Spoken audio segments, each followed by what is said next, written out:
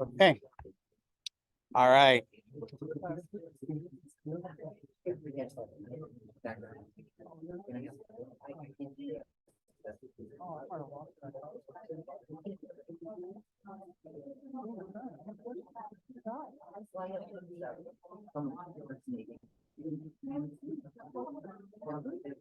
Okay.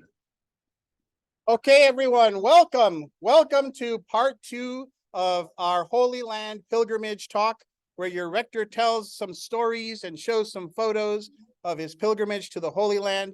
Again, if you weren't here for part 1, it was May 27th to June 11th through Grace Cathedral in San Francisco. There were only 11 of us, which is smaller than usual, and it included the Reverend Mark Stanger, who is a retired canon precentor at Grace Cathedral, but has been leading these pilgrimages for 20 years. And on the other side, in the Holy Land, he's used Qumri Pilgrimages, a group that's been leading these tours for 25 years. And Rami was our guide. So we left our fearless folks, our fearless and intrepid pilgrims. So that's a map of Israel. It's all the yellow from the top to the bottom. You see the bottom is kind of ends in like a triangle in the Gulf of something I can't read. Aqaba. Thank you, smart people.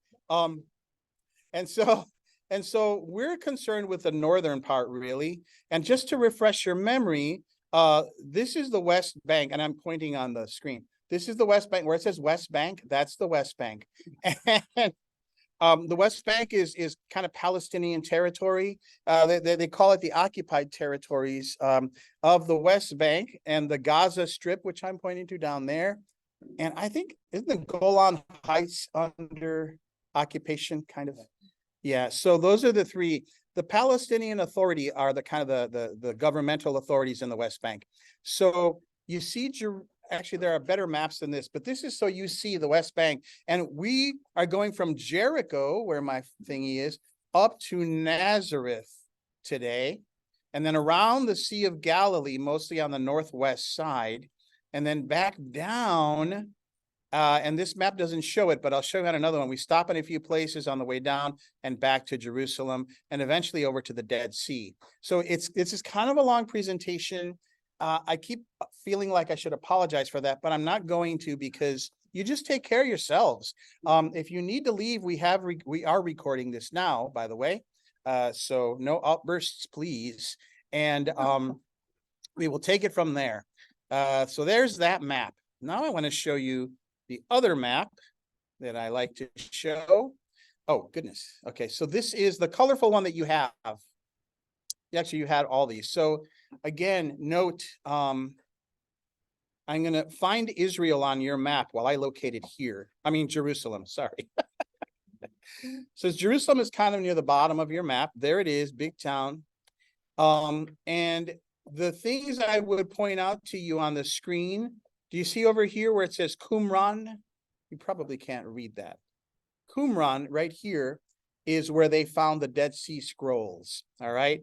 That's at the Dead Sea, as a matter of fact. So that will come into play today. Ramallah up here is kind of the capital of the Palestinian and the West Bank. It's where the Palestinian authorities have their offices and such. It's not that far from Jerusalem. The other thing that'll come up is, I'm going to go north. Here's Nazareth. You see Nazareth, right? There it is. It's also on your smaller new map that has the Sea of Galilee really big. So there's Nazareth, and you should also note, do you see Zippori to the northwest of Nazareth? I'm pointing it out. TZI. Zippori. Do you need to go by, Daniel? Or oh, you're looking. Oh, good. So there's Zippori, and we're going to visit there. It used to be called Sepphoris. And then also over here at the Sea of Galilee, you might refer to your smaller map. Here's Tiberias, which we're just going to pass by. And here is Tabgha. We're going to stop at a church or two there. And here's Capernaum, where we will have a significant little thing to do. So those are the things that are coming into play. When we come back down from Nazareth to Jerusalem on Highway 60, I believe, at this green line. I believe that's the line. That's the checkpoint. Do you know, Father Ernest? Yeah. So when we got here, checkpoint back into the West Bank is where, when I mentioned the checkpoint, that's where we went through. And then we came down. We didn't stop in Jenin, but we stopped in Burkine. Do you see Burkine there? We went to the 10 Lepers Church there. You'll see Tubas over here. That's going to be in a photo. And then down we go. We did not stop in Nablus. We were going to go, but there was it was unsafe on the day we were going to go. So that's where Jacob's well is, where the Samaritan woman Jesus finds her and says, "You've had 5 husbands, remember? And the one you have now is not your husband," and etc. But she gets converted, and she's called Saint Fotini, I believe. And then the only other thing to show you is back down here, and I've forgotten what it was I wanted to show you. So I'll just stop there. So there's that map. I'm mapping out here. The other thing I wanted to show you is Caesarea Philippi. It's pretty far north. This is the Sea of Galilee here, Capernaum. And we took a side trip to Caesarea Philippi to this place called the Banias State Preserve, I believe. The thing about that is Banias comes from Pan, the god Pan. It used to be called Panias, but they changed it to a B, and they kind of took Pan out of the equation in a way. So you'll see we went way up there for some reason. And you'll remember that last week in the gospel reading is when they were at Caesarea Philippi and who do they say that I am? Remember? Some say you're this. And then Peter makes his statement. So that's a big deal. But look how, oops, this map doesn't move. That's how far Caesarea Philippi is from Nazareth down here. So that's a little out of the way. All right. Are you sufficiently situated? All right. So find yourself in Nazareth. We drove up from Jericho and we're in Nazareth, and I'm going to kind of full steam ahead-ish, ask some questions, but don't raise your hand because I'm not looking up. So just start talking. We had a quick stop at what's called Mary's Well. This is an outdoor well, and you can still get water there. It's a spot, even as I say this, it's a spot believed to be the well where Jesus's mother would go to draw water. But you're about to see another one that I guess is the authentic one, and this is maybe the one that's nearby. Father, if there's small errors, you can let them go by. But the large ones, please tell me. All right. So, people come here and they pray. On the side of this construction, my arrows aren't working. Oh, right. Second, enter full screen. Oh, there we go. Okay. So on the side of that same well, apparently the Greek Orthodox at the next door church, the Church of St. Gabriel. Now, Gabriel's the angel who announced to Mary, hey, guess what? Thinking you're going to have a baby. What do you say? She says, yes, Jesus. Okay. That's the short version. Now, all of the things you hear about that show that happening at her house. She's reading a book or something. But these Greek Orthodox folks at this Church of St. Gabriel kind of say that it happened at the well. And so here's an image of the angel coming, and she's not at home reading the book. She's at this is, I think, supposed to be a spring. And so that's their contention. And that's what I'll say about that. So in the church itself of St. Gabriel, this Greek Orthodox church next to the well, is apparently the actual well where they would go and draw water. It looks a little sad to me. People just throwing coins and cash, which is good. There's just like a little lamp and a little postcard. So it's pretty nondescript. You go down there, it's kind of slippery. I mean, not down there, but you go to an overlook. And so this is apparently where she drew water, and what they believe is this is where the angel Gabriel showed up. All right, so onwards. This is inside that Greek Orthodox church. Greek Orthodox churches, lots of lamps, lots of icons, lots of drawings everywhere. But the lighting in the church wasn't that great, so I didn't take a lot of photos. This is another Annunciation, and this candle right here is the one that I lit for you. Now, I light candles for you wherever I go. And I pray for the people of St. Luke's. I pray for your souls. No, I pray that you all are fine while I'm gone, because I love you. So there's a couple of chandeliers in that church. It's kind of hard to take pictures. So you are lucky because there aren't too many. But there are these, I guess, I don't know, frescoes, murals on the wall. You see, these are the arches over here, and every little crevice, they got something. So here's Jesus as a young man learning the carpentry trade with his dad, and mom's watching on. She's proud. You will note, in case you didn't know, you can always tell Jesus, if you're ever confused, by the fact that his halo has a little cross on it. Okay, just like here. Here's a very, see, they don't got crosses, but he does. All right, he's Jesus. The Good Samaritan, this lovely little display. You know, you don't see this a lot in churches. You don't see this depicted much. And I thought it was very sweet. So I took a photo and I share it with you. And the Greek Orthodox, I feel more like the Armenian folks do this. Their paintings and stuff are a little cartoony sometimes, which to me lends it an even more of a sweetness. Okay. So this is called the Dormition of Mary. So we don't really say Mary died. We say she fell asleep. Dormir in Spanish is to sleep. So Dormition of Mary. So here, the remaining disciples, they gather around, they got the incense going, and she's falling asleep. Meanwhile, Jesus takes her soul up to heaven. And see, he's got his cross halo. And it's interesting to me. I love this because it's the reverse of what you see, right? Madonna and child. Well, here's the child grown up in heaven and taking her soul as a child almost. So you don't see that depicted as much. So I like that. And you'll see sometimes when, you know, someone comes for a soul, there's a little, they're like your infant self, like your inner child, if you will, goes up to heaven, presumably not elsewhere. So, all right. In Nazareth, even the graffiti is religious. So there you go. Yeah. So then we go to the Basilica of the Annunciation, huge church, Roman Catholic, 1969, I think. And we're going to see a lot of photos from there. Now, again, this church, actually not again, I'll tell you for the first time. I'm going to read this.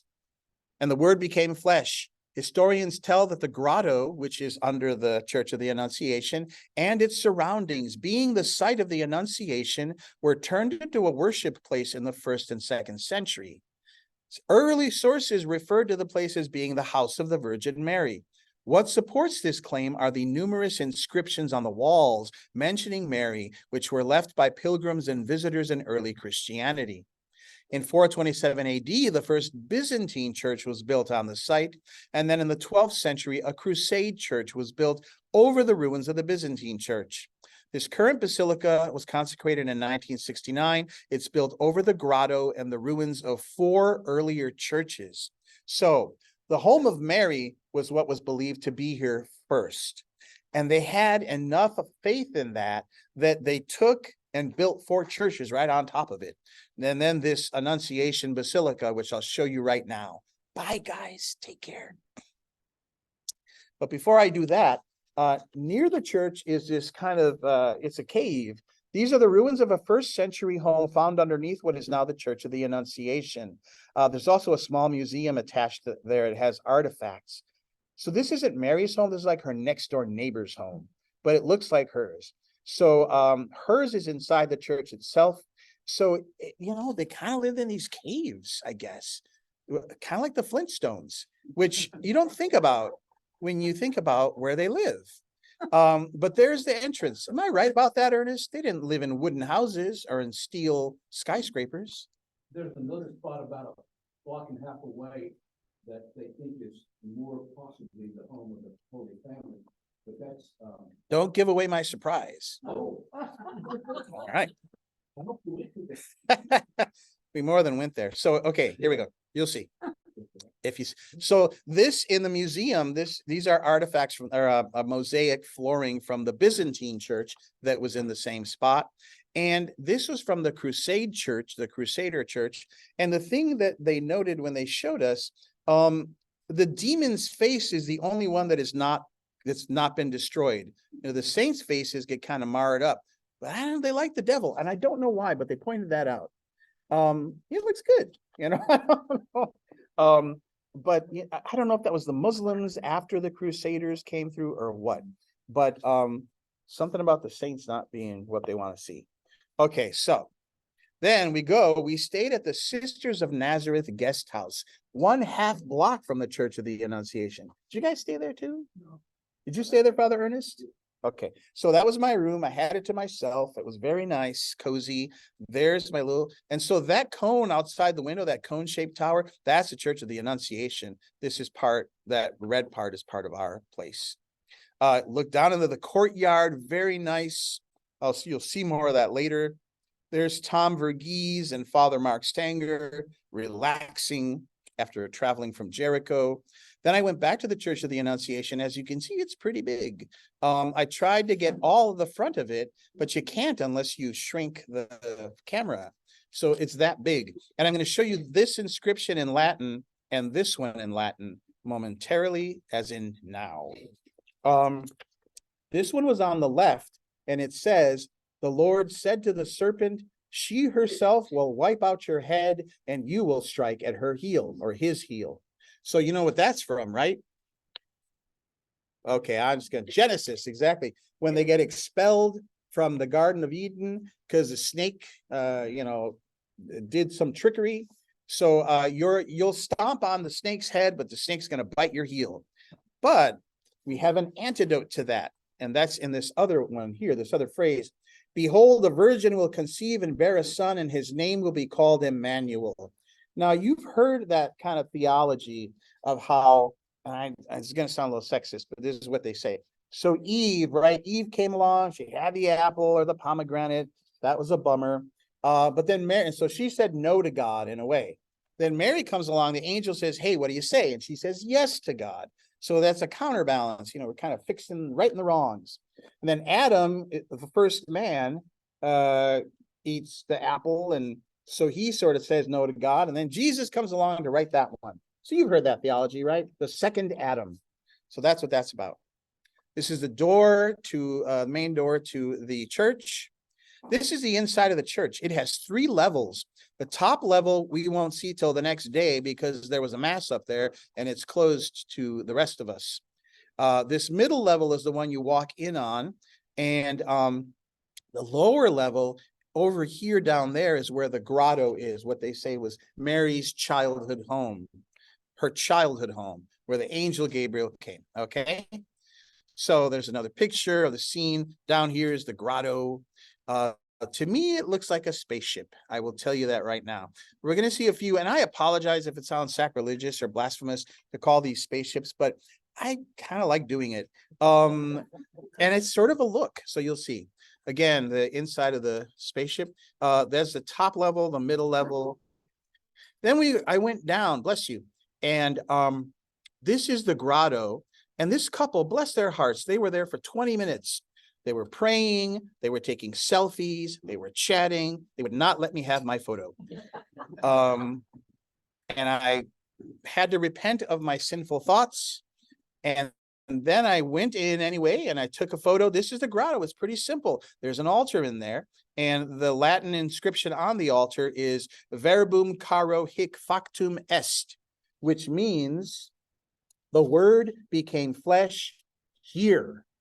Now, you can't have that anywhere else in the world except in that Church of the Annunciation, because that's where, well, let's say the Holy Spirit overcame Mary, right? And she conceived.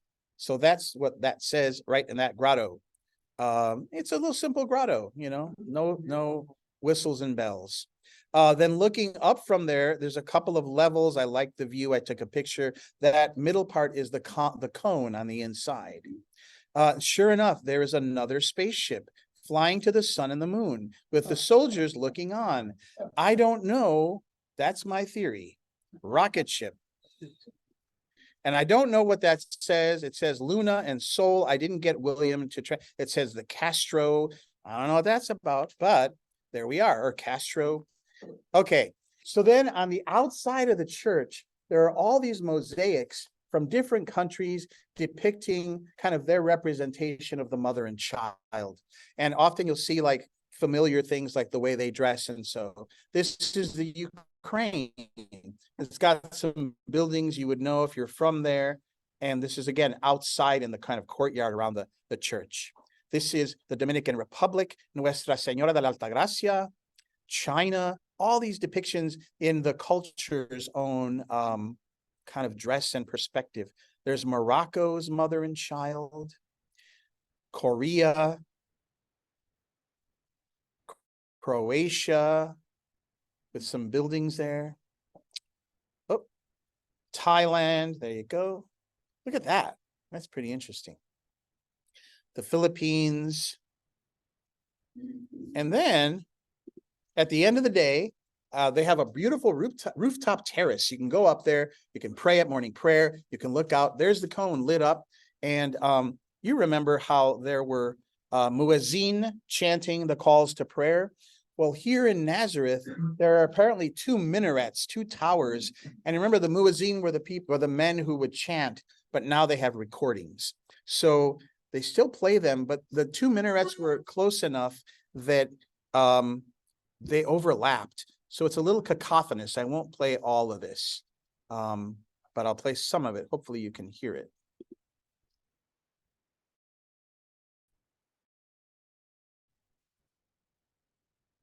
Oh, the internet's a little.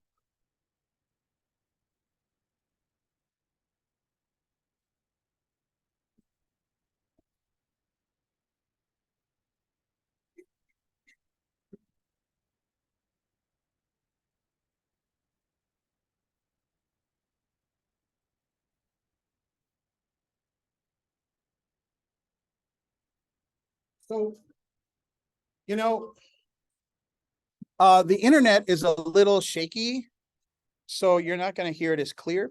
But so that was the end of our first night in Nazareth. Okay, you with me so far? All right, good. What's that? Oh, thank you for asking. No, if you look on your map, that first one we looked at, Nazareth is in Israel. So the northern part of Israel is called Galilee. The southern part used to be called Judea. But they still use Galilee up there. And wherever you see yellow is Israel. And then the brownish is occupied territories, which I'm not going to bring that up again because I'll get messed up on things. All right. Thank you for that question. All right. Now we are on the 6th day. Oh, we are moving right along. All right. So notice the sign, a 3-star Michelin restaurant of burgers and fries. We didn't go for some reason. All right. So here's a little something to say. Now, I don't want to be a party pooper on people's faith or wonder in these places, because I think even as I am here for longer, having returned, I'm sort of even more in awe of the things I got to see. But while I was there, this is what I want to read. The key phrase for me from here on out is educated guess. For much of what I'm about to show you is impossible to base in fact when discerning locations of these churches and the miracles or incidents they commemorate. This was hard for me, I must confess. I wanted something more than, if it wasn't here, it was somewhere around here or somewhere like here. Now, in hindsight, I realized that I was withholding fervency in my prayers for wanting to only direct them to spots that were 90% proof-worthy. But again, as always, it came down to faith and to trust in tradition. You know, like you hear about the churches that were built there over the centuries in the same spot.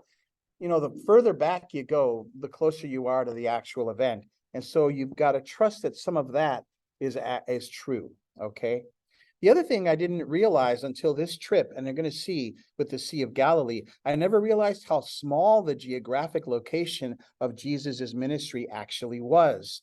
When you read the Bible, you hear all these place names, and so you assume it's like, God, there's all these places he's traveling to. But a lot of what he did was centered around the Sea of Galilee. The sea itself is only 13 by 7 miles at the widest.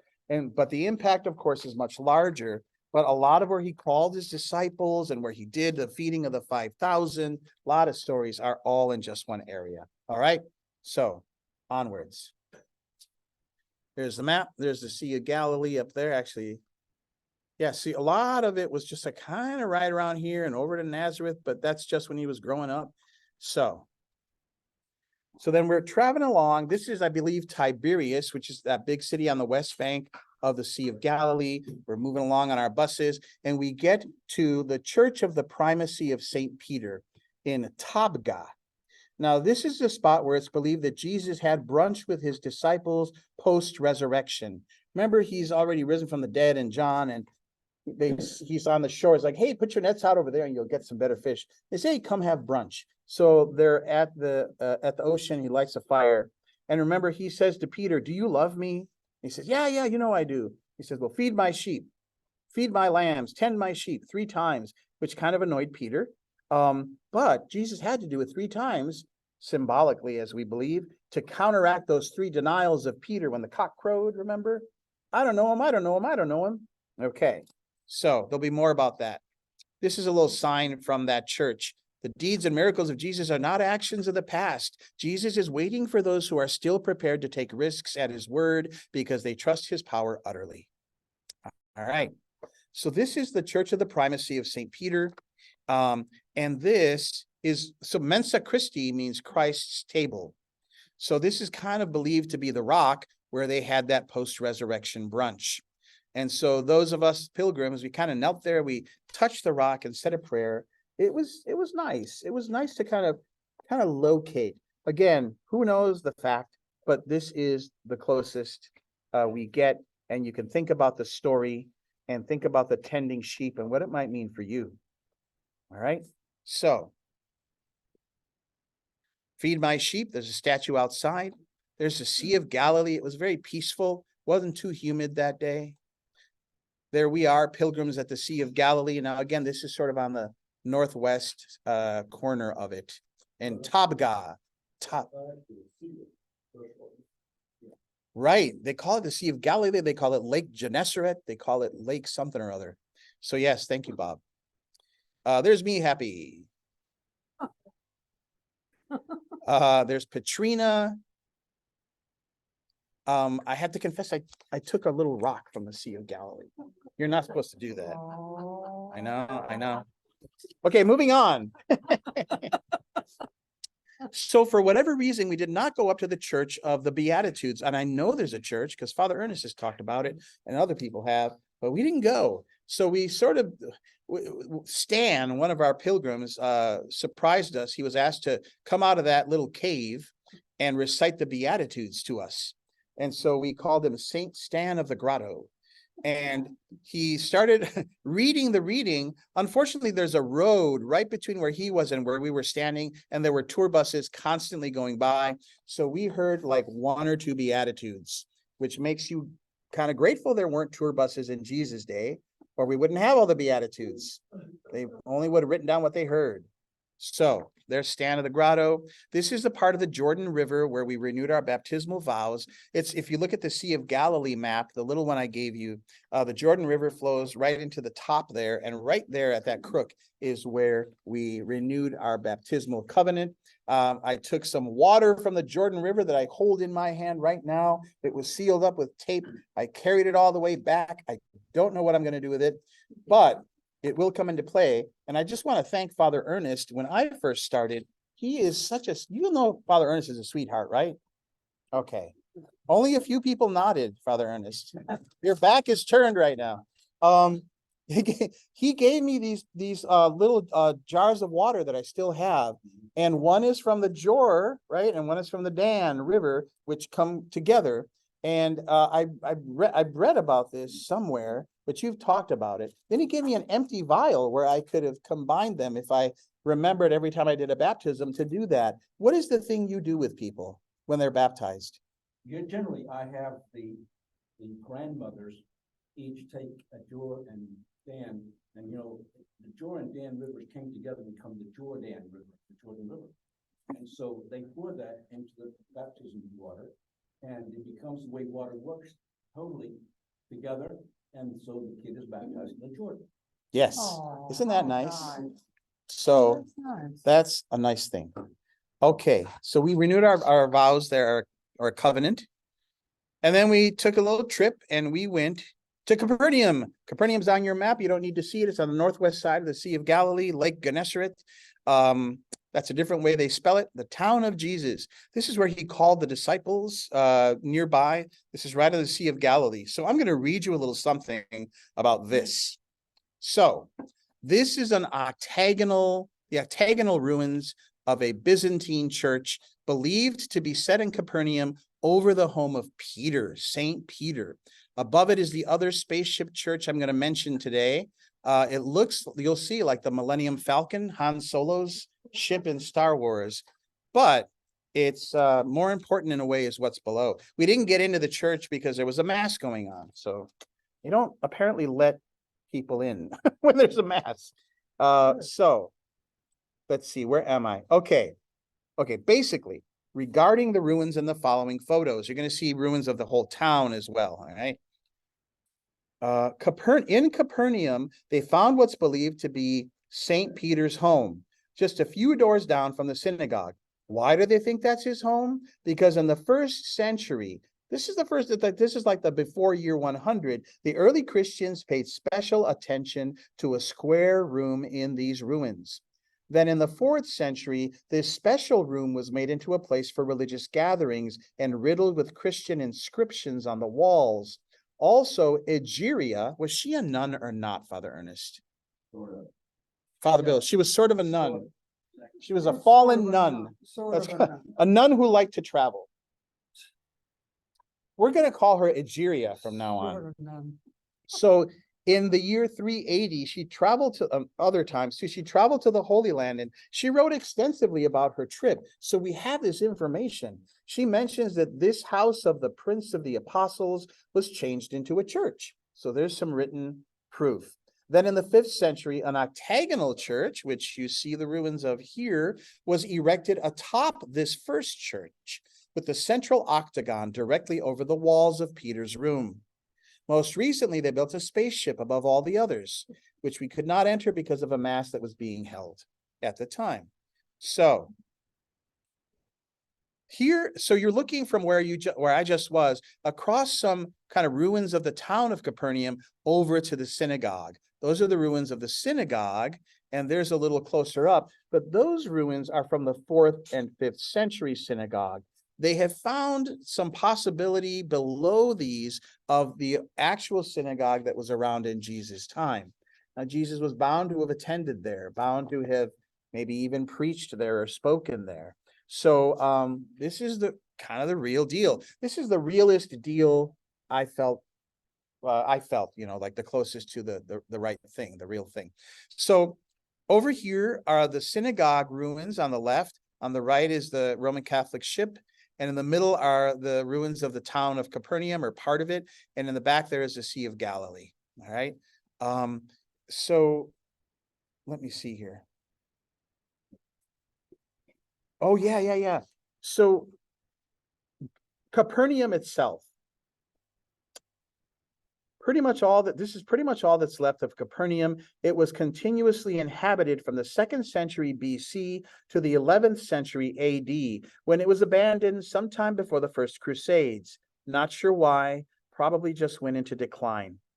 And I'm pondering now more than even then, it's strange to consider that these ruins represent one of the most important places in our faith.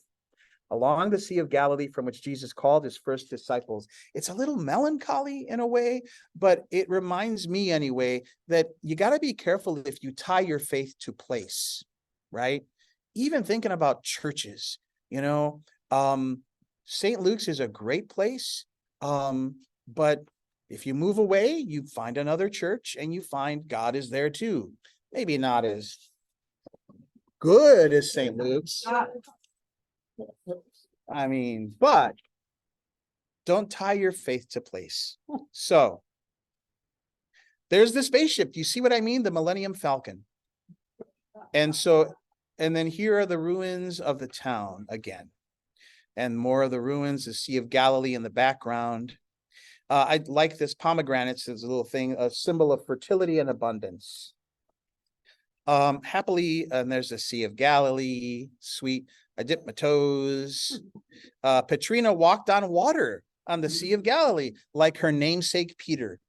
And then I got to celebrate Eucharist at this beautiful little, along the Sea of Galilee, this little chapel-y outdoor thing. And so there we are.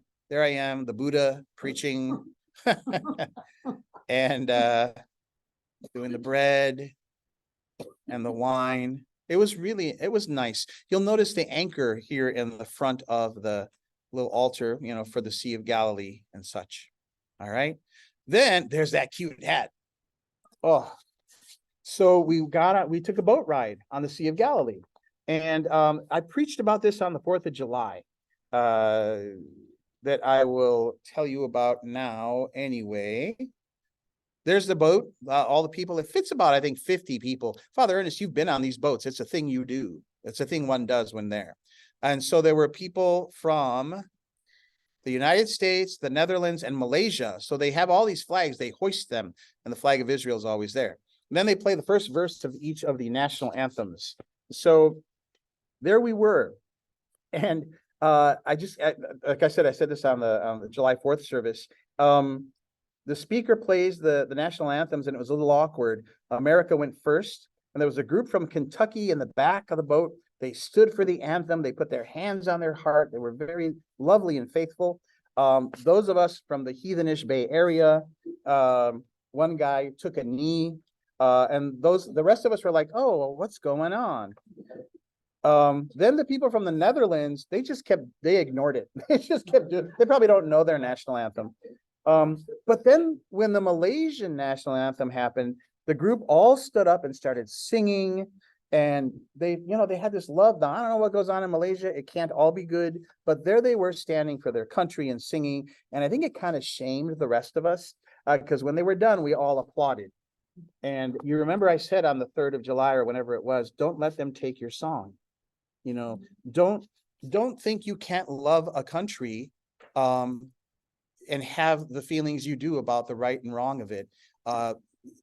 Politics is not about loving your country is not necessarily about politics. I'm going to stop preaching now because you've already heard one. So here is, if you can hear.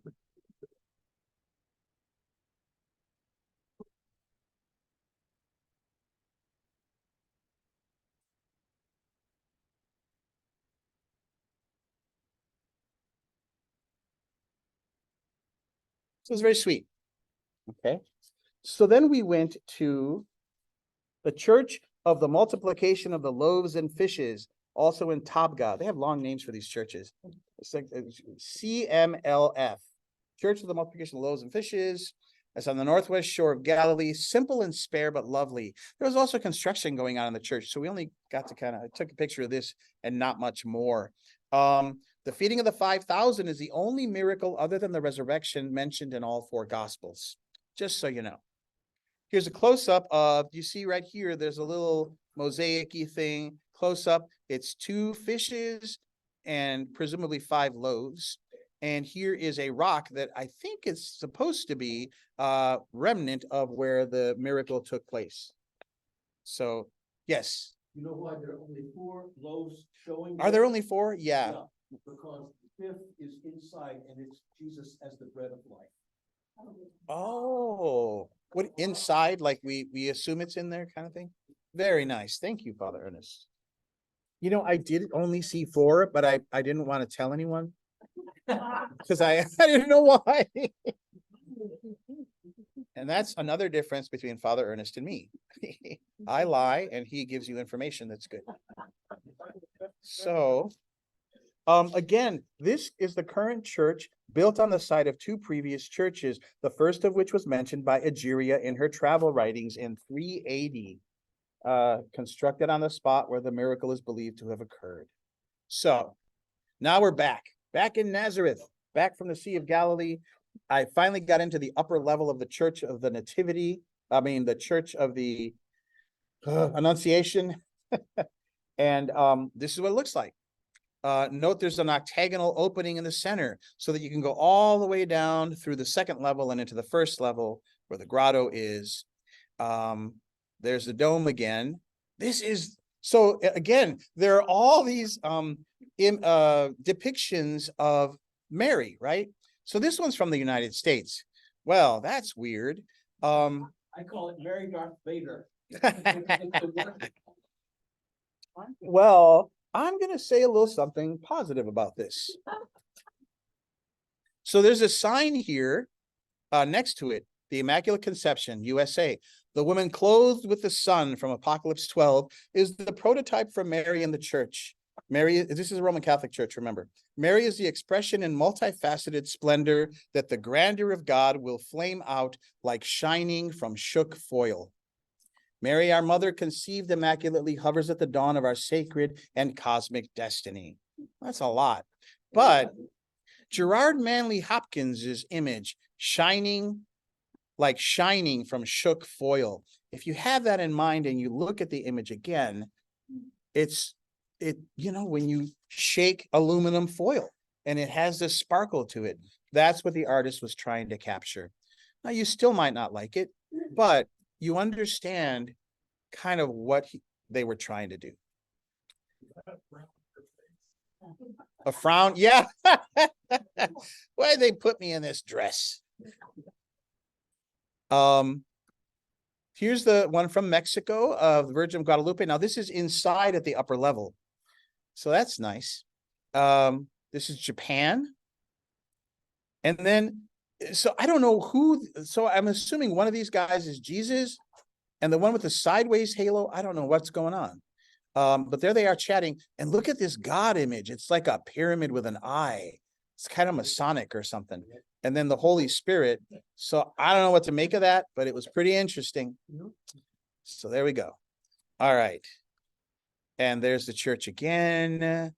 So then, okay, you see the cone is the Church of the Annunciation. Half a block up, this green sign, that's where we stayed at the Sisters of Nazareth.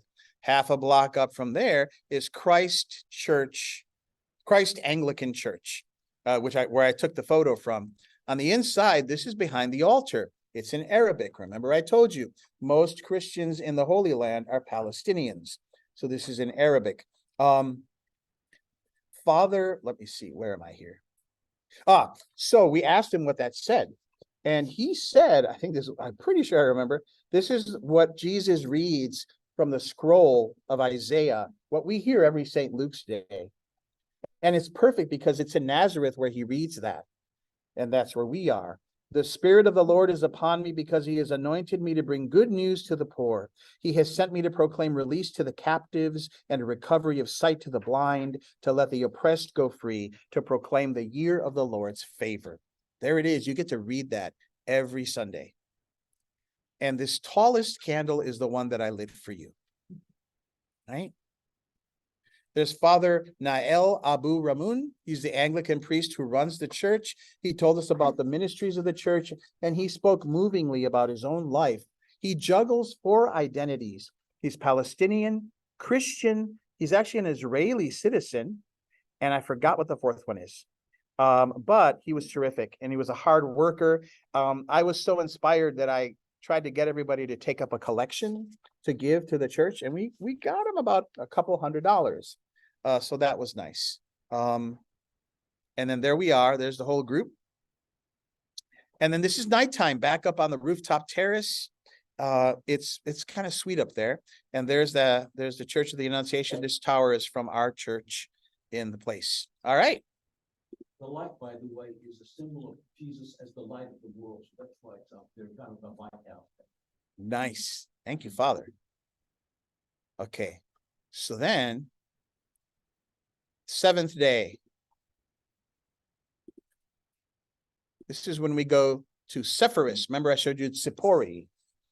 All right. So let me see if I can do this. I'm going to read this, and I hope I'm sort of giving you a preview of what happens in the day, I think. So we go to Sepphoris and Caesarea Philippi. Remember, way north, Caesarea Philippi?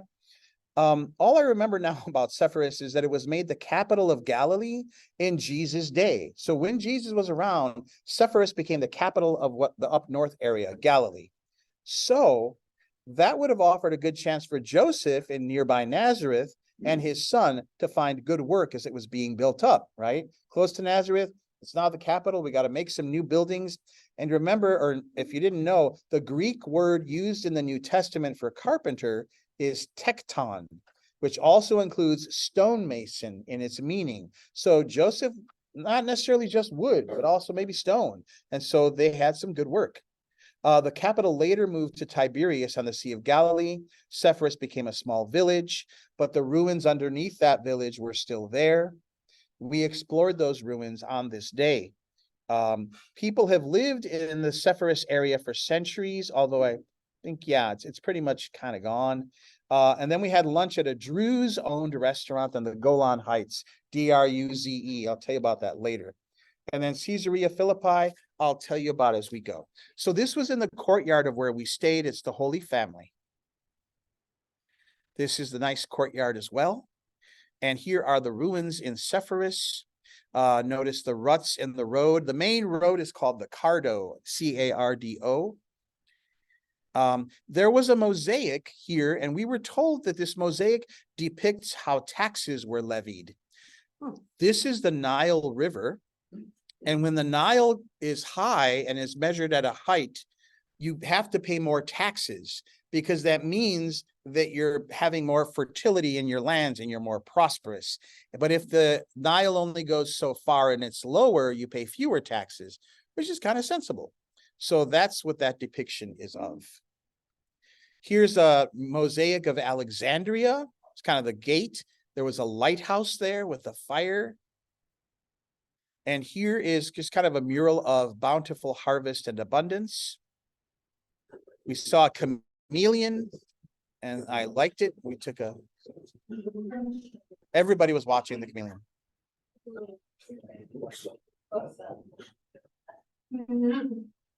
I got scared at the end because it was getting close. So, okay. So Rami pointed out these little four squares, chalk markings. He said that this is from the old days, from kids. Now, I don't know. You know me, I'm skeptical. But let's just say they had a game that they would play on the chalk, sort of like we do hopscotch here. But I was just calling it Foursquare. So he pointed that out as also a sort of a something that happened there. An ancient handicap parking sign that we saw there. They named the street, the Cardo. They named it Ricardo after me. It's true. There's Father Mark talking about the Beit Netofa Valley back here, very fertile. Galilee, I believe we were told, is sort of the breadbasket of Israel. It's fertile, especially Jezreel Valley south of Nazareth. So now I'm going to show you. So this is the theater that was in these ruins of Sepphoris. Now, you know the difference between a theater and an amphitheater. Theater is a half circle. Amphitheater, this is from Williams, so it's true. Amphitheater is all the way around. So think of like Madison Square Garden or a big arena. That's an amphitheater. This is a theater. There we are hanging out. And I'm going to show you a video. It might not come through. It's of Diane, who loves to sing. We saw her last week. And I thought it was kind of lovely. So she sings a song of praise to God on the stage of the theater. Hopefully with the internet.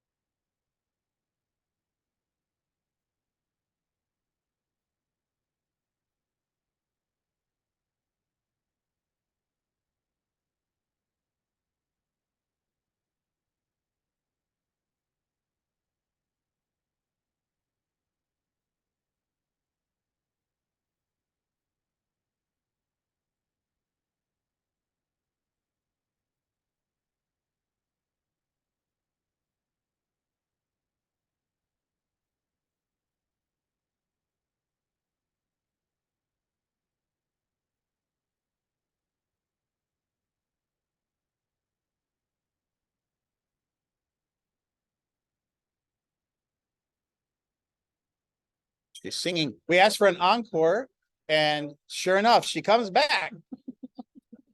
Okay.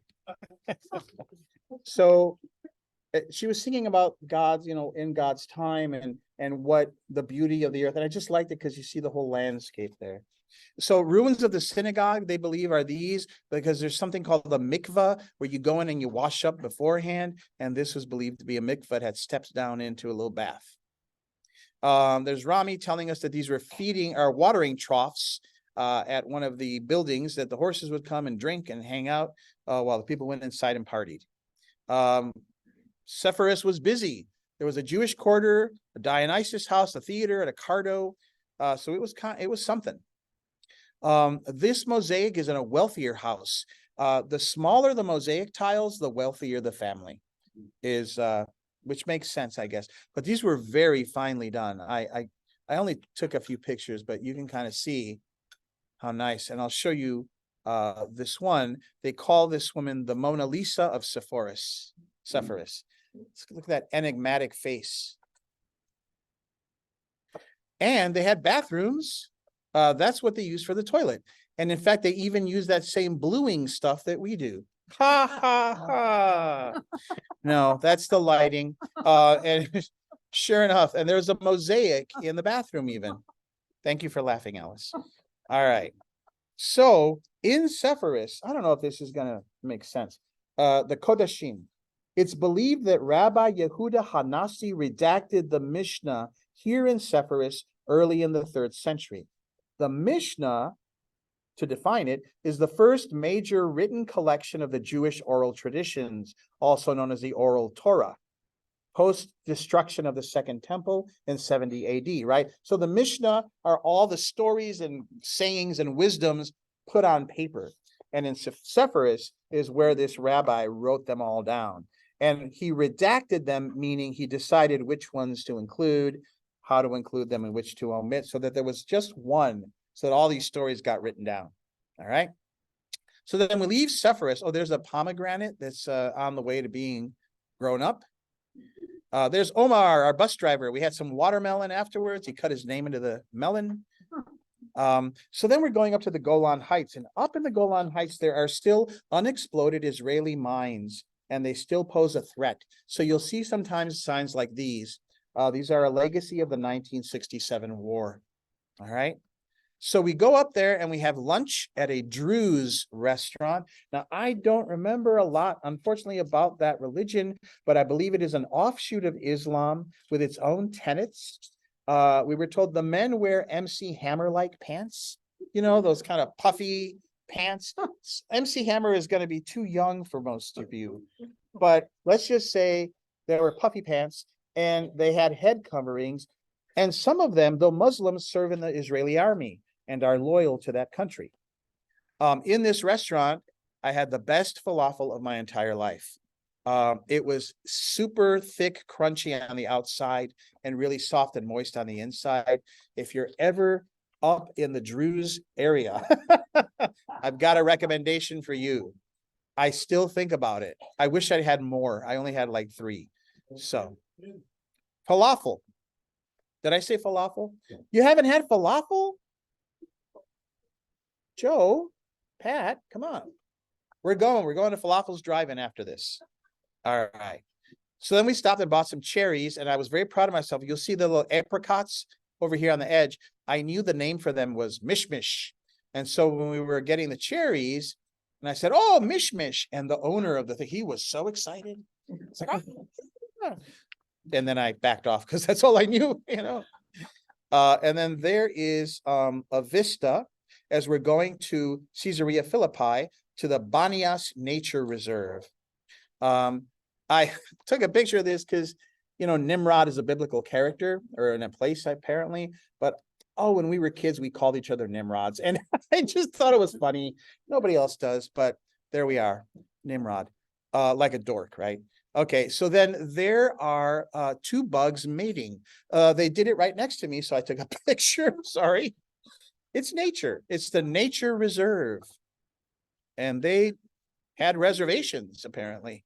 So, sorry. This is who you get when you are with me. So, this was a cave. So this cave, I don't know if this is it right here, but this cave held an altar to the god Pan.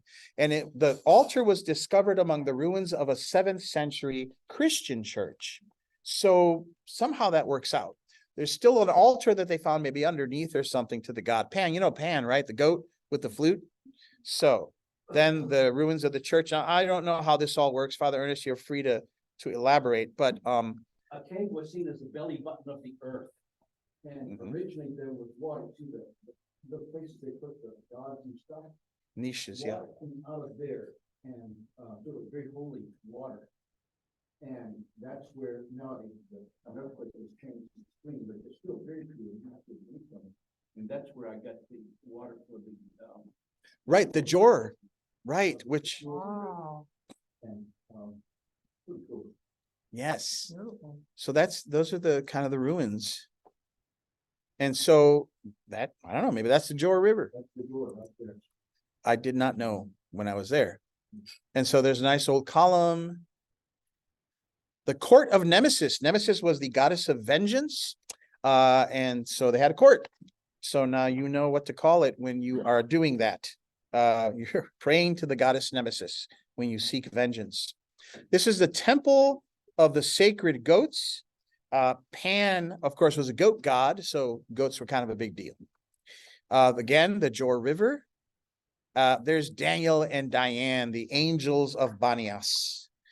And then we're back at the Sisters of Nazareth guest house. So, okay, we're staying at this guest house, right? There's a Holy Family statue in the center. So they're like, we're doing something special. Come down. So we go underneath the guest house, and there are all these ruins. And they tell us that where we're staying might be built over the actual site of the home of the Holy Family. So where we were staying is believed by some to be where Joseph and Mary raised Jesus. So a church had been built there way back when, and a man is buried outside the original home, which apparently was kind of rare. You didn't really bury right at the home on that site, and he was called the Just Man, which was an early appellation for Joseph. So it was all very exciting and disconcerting. I have to say, I raised my hand. I said, well, then why isn't there a gigantic basilica here? Bigger than the other one over there. Because yeah, that was fine, the Annunciation, but here's where Jesus grew up. And so I was a skeptic, and I'm still not quite convinced. Father Ernest has something to say about it. That's the horse block there, and just all kinds of Byzantine and every wall and Roman walls and everything. But the reason there's no basilica is they don't want Israel to know about it, because Israel would take it over as a tourist place. And that's why the Sisters of Nazareth, they discovered that when they were putting in electricity in about 1917 or so. They didn't know it was there when they bought the place. Someone said it's a holy place. They said, yeah, that's what the realtor trying to jack up the price.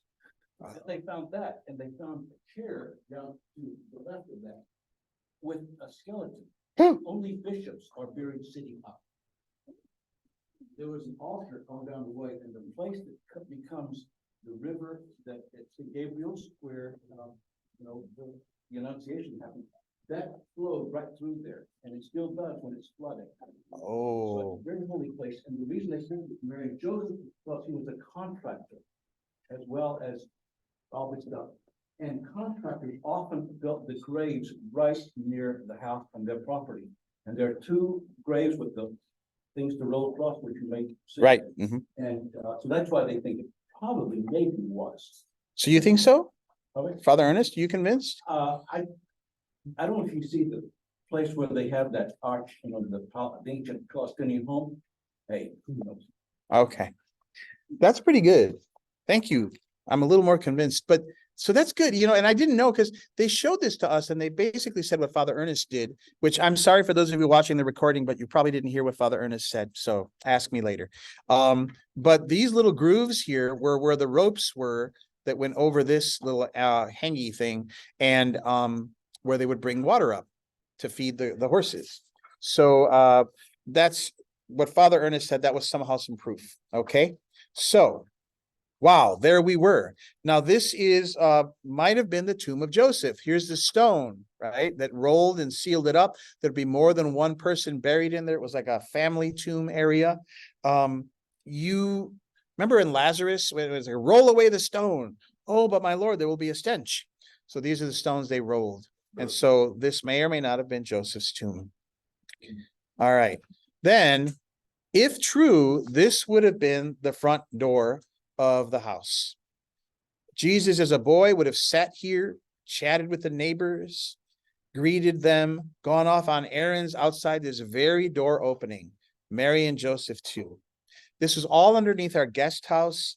It's not open to the public, but we got a tour. So what you will believe, I don't know, but it was fascinating. There's a manger, not the one where he was born, but that's what they look like, a trough for animals, for a feeding trough. And one more up on the rooftop. I won't play the whole thing. See, there's competing minarets.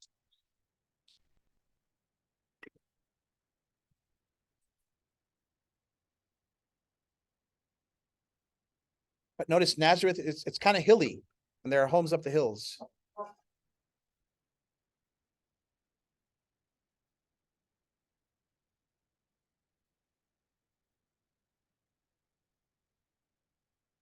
That's Christ Church, the Anglican church.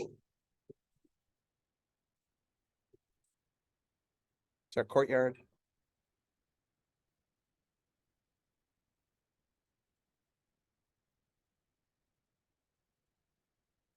The little church across the street that was closing up. There's a man there.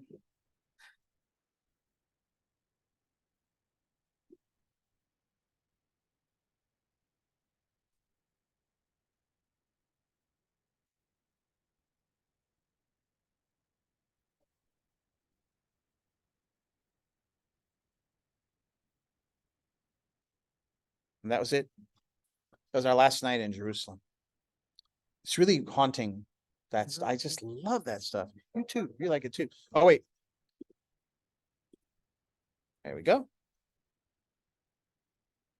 So now we're going to leave Jerusalem. Y'all doing okay? All right. Oh my gosh. It's a long days.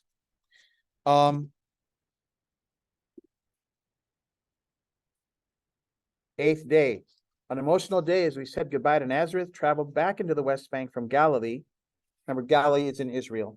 Going to the West Bank. We visited the Church of the 10 Lepers in Burkine, had a roadside encounter, went to a Palestinian microbrewery, ate something brand new for lunch, visited church ruins with a blood-stained threshold, had a lovely reintroduction to Jerusalem, etc. All right. So I went up to the rooftop at sunrise, as you can see there, and recited morning prayer, which was really nice to do. And Diane, it was her birthday, June 3rd, and it was also the birthday of Sister Rosemarie, who was in a different group, but she was so sweet. We chatted with her. She's Filipino, but she's a nun in Italy, and she was with an Italian pilgrimage group. So there we were, and Father Mark in our group called this the visitation, Elizabeth and Mary. We thought it was very sweet. This is their birthday. So we're at the checkpoint, and there's a long line. That's actually the cars behind us. There were some in front of us as well, but we got there at about, I don't know, 7:40 for an 8 o'clock opening.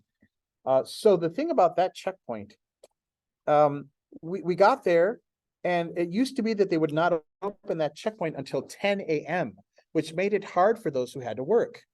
But then the United States opened a university on the West Bank side of this checkpoint. And so they pressured the Israeli government for earlier opening times so that their students could take classes. So now they open at 8 o'clock. And so what that story tells us is, well, who has resources and influence and who doesn't? People who have to work for a living and can't get in are, well, I can't think of anything else to say but SOL. And but with the university from the United States there, now they get in at 8, which is good. So we got in. And this is it's a mural of sorts, like an etching, a sketch, or it's Shireen Abu Akleh. She was a beloved journalist for Al Jazeera, working for over 25 years in the Israeli-occupied Palestinian territories. She was a role model for Palestinian journalists, and especially women. But she was targeted and killed by an Israeli sniper on May 11th, 2022. Now, they denied it at first, but then finally admitted that that's what had happened. Israeli police then attacked her funeral procession a few days later. Graffiti with her image like this is everywhere in the West Bank. Rami, our tour guide, knew her and her family. He went to school with her niece and used to have meals at her house growing up. So she was 51 years old when she was killed. Then we went to the 10 Lepers Church, formerly called St. George's Greek Orthodox Church in Burkina. We'll call it the 10 Lepers Church. It was built on the site believed to be where Jesus met and healed 10 lepers. Only one, a Samaritan, comes back to say thanks. You all know that story, right? Okay. So it's small, but it's sweet. Now, Rami told us that it is the fourth oldest Christian church in the world still in use. We said, really? What are they then? So number one is the Church of the Nativity in Bethlehem. Number two oldest is the Church of the Holy Sepulchre in Jerusalem. Number three is I don't know because I forgot. And this is number four. So I look up online, is that true? And what are the oldest churches? And they're like, everyone's got different answers. So make of it what you will. This church is old, will suffice to say. It's a small, sweet church. This fellow whose name I did not get was a sweetheart. I don't know how to say. He was just this lovely man, and you could tell, I mean, we didn't speak the same language, but how he was telling us about the church, he loved the place. He had this gentle manner and this, I mean, it's almost like an aura. You know how you meet people in your life who have this almost saintliness or sweetness? There was something about this guy. And I'm just going to tell you this, it's a little maybe oversharing, but while I was sitting listening to him speak, even though I only heard the translations, I started crying. And thinking about it later, I thought of a few reasons. First of all, so this is the icon of the 10 lepers. That's one of the icons. It's modern. It's just like I bought a copy of it and I forgot to bring it to show you. But first of all, I love this Bible story. To me, it is about gratitude, about coming and giving thanks, even gratitude in the direst circumstances. I've preached about this before. I often read this story of the 10 lepers to people in the hospital, even when they're on their deathbeds. And I say, what this story reminds us is that there is always, always something for which to be grateful and give thanks. And without fail, those people, even on their deathbeds, agree, even though they know they're dying. And I just find that moving every time. And we've had a number of deaths at St. Luke's in the past 10 months, 12 months. And so as I was in that church, I had all those people in mind, and I pondered gratitude. So that's, I think, one reason I was having some tears. This is I believe this is the entrance to the cave where they say the 10 lepers kind of lived and kind of slept in, and then kind of came out and did their thing. But that's why the church is built here. Now, it seemed like kind of a small hole, so I don't quite know how they did that. But the other reason, okay. The other reason I think I was crying was the guy who was talking with us, his lovely manner. He told us about how the church is rarely visited because of where it's situated. It's in the West Bank. Lots of tourists they don't really go there. There's sometimes danger near Jenin nearby. And so it just kind of broke my heart because he loves the place and there's clearly something spiritual about it. Artifacts have been uncovered there that are 1,500 years old, yet people stay away. And I'm going to say a swear word, and I apologize in advance. The thought I had, here's this beautiful, sweet little church, and nobody comes to it because of the politics. And I wrote, sacred banquets are laid out all around us, yet humanity chooses time and again to eat shit at the trough of politics and violence. Huh. Yeah. So we have God everywhere, and we choose to not find God for the politics or the violence or the stand we feel we always have to make. So this is the candle I lit for you there and said a prayer for you. The third reason, the final reason I think I started having some tears was the accumulation of all the stories of harassment that Rami and the people he knows have experienced because they're Palestinian and have no recourse. It all just finally overwhelmed me. And there are too many stories and details to impart, but it hit me while I was sitting in that church, listening to that man speak, and I just kind of felt overwhelming grief. You remember last week I told you about the Israeli settler who ran out and told us we can't go in on the bus before 6 a.m. anymore. So it's just emotional.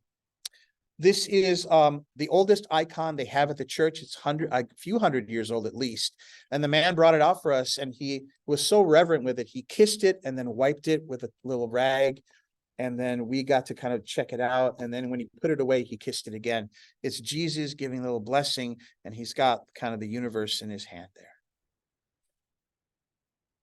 So this is Burkina. This is a short video of the town as we're driving on the bus, and it's not that fancy. There's turkeys. It's a little rundown.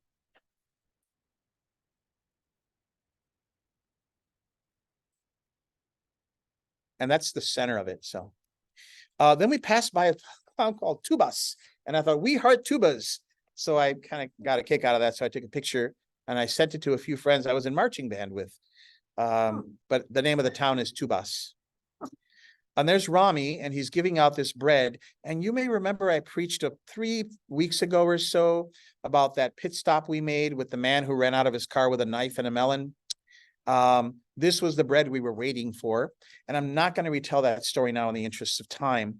But it was basically a moment where I realized that the perceptions we have of other people are not always what they are. This guy had well, I'm not going to tell you the story. Ask me later. So USAID invests in infrastructure. There were some signs like this in the West Bank. Also, the UN has some places there where they give aid. This looks like a medical center where you can go and get your checkups. Then we went to the beer, the microbrewery, Tebe, the only Palestinian beer in the West Bank.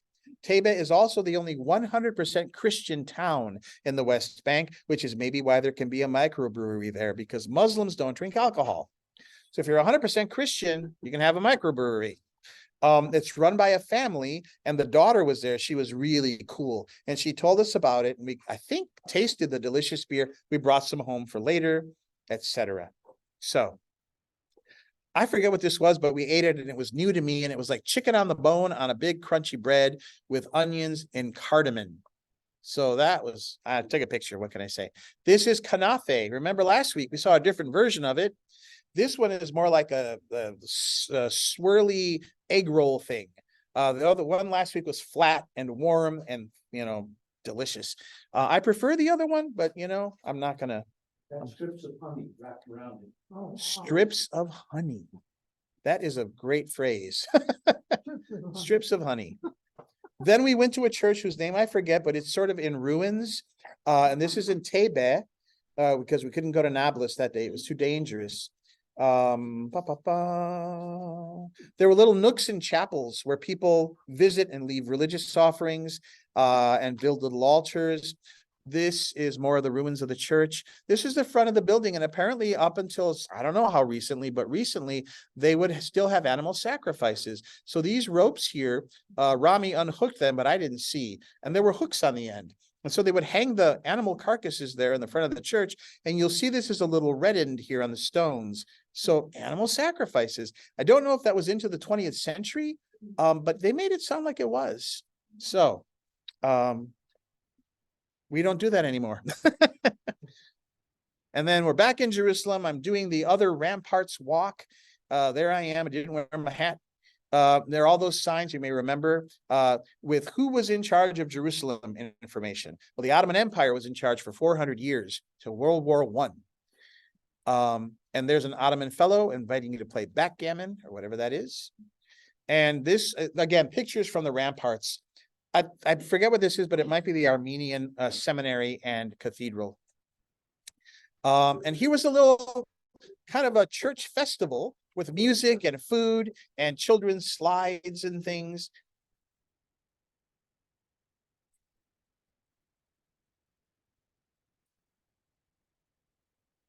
People actually live there. It's not just a big museum. They slide on the slides with the mini me monsters.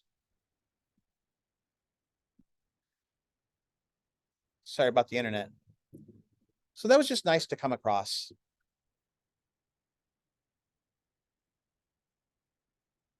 And so those are the stairs you walk. They made these metal stairs on the inside of the walls, and it looks pretty precarious, actually. But when you're on it, it's not so bad, except obviously you walk hundreds and hundreds of steps. So there you are. And back by the Western Wall, I don't like taking pictures of people, but this was very sweet. And so I just took one. And so two Jewish young men with the payasses, the hair, the side hair, the yarmulkes, and they've got the tassels. There's another man with the hat and the black at the Western Wall. This is an entrance around the Jewish quarter in the old city. And we had 3 birthdays. There were 11 of us. We were there 11 days, and 3 of the 11 had a birthday in that time. So we had cake for Stan, Father Mark, and Diane. I bought too many things, so I decided to hold my own bazaar in my hotel room. So I laid it all out, and lo and behold, people bought half of the stuff. So this box was actually really big. It was like a peace dove lamp or something. And I just got talked into it. And it really helped to not have it because I didn't have room. So I sold it, and there are my buyers. And that was very fun. So that's the end of that day. Y'all doing okay? All right, we're getting there. I feel like this is like in real time, isn't it? All right, so now we're back in Jerusalem. And this was kind of a big day because we did the Western Wall kind of formally, and the Dome of the Rock, and the whole area. It was a Sunday. This was Trinity Sunday. So this is kind of a sculpture-y thing there at the Western Wall. Each star represents 1 million Jews murdered in the Holocaust. So, and it's interesting because it was really kind of up and away from everything. So you didn't necessarily see it. We had it pointed out to us. I had 3 prayer things. You know, you can put prayers in the cracks. And so I did 3 of those, and one of them mentioned my people from Los Gatos. So you were prayed for at the Western Wall. Just so you know, all those slips, twice a year before Rosh Hashanah and before Passover, those slips are all gathered up and buried on the Mount of Olives, along with other sacred objects. They don't throw them away, or they don't burn them. And they remain unread because they are meant for God's eyes only. This is what I'm told they do. So all those prayers are kind of part of the land now. So there's going to be a little video really super quick, and it'll be all these birds flying around around the Western Wall. Apparently these are swifts, and they come there for 3 months each spring to build nests and lay eggs. But I think it kind of adds to the sense of mystery. So it's just after sunrise, and there's the Western Wall, and it's segregated. This is the women's side. This is the men's side. Now, I didn't get all the women's side, but it's probably only half as long as the men's side, because that's how the world works, sadly. But yeah, it's actually all not that big. I was surprised. I thought the Western Wall, it's this massive thing. It's about a city block, or less than that, actually, less than that. But it's the most sacred site for Jews in the world. So here are the swifts. See, they fly and fly in circles. You can hear them doing their thing. All right. Then we're at the Dome of the Rock. Now, I don't have a lot of time to explain this to you, and I am not super up on it, but I will call your attention at your leisure to the map that has all the 4 quarters. It's behind the small one of Israel.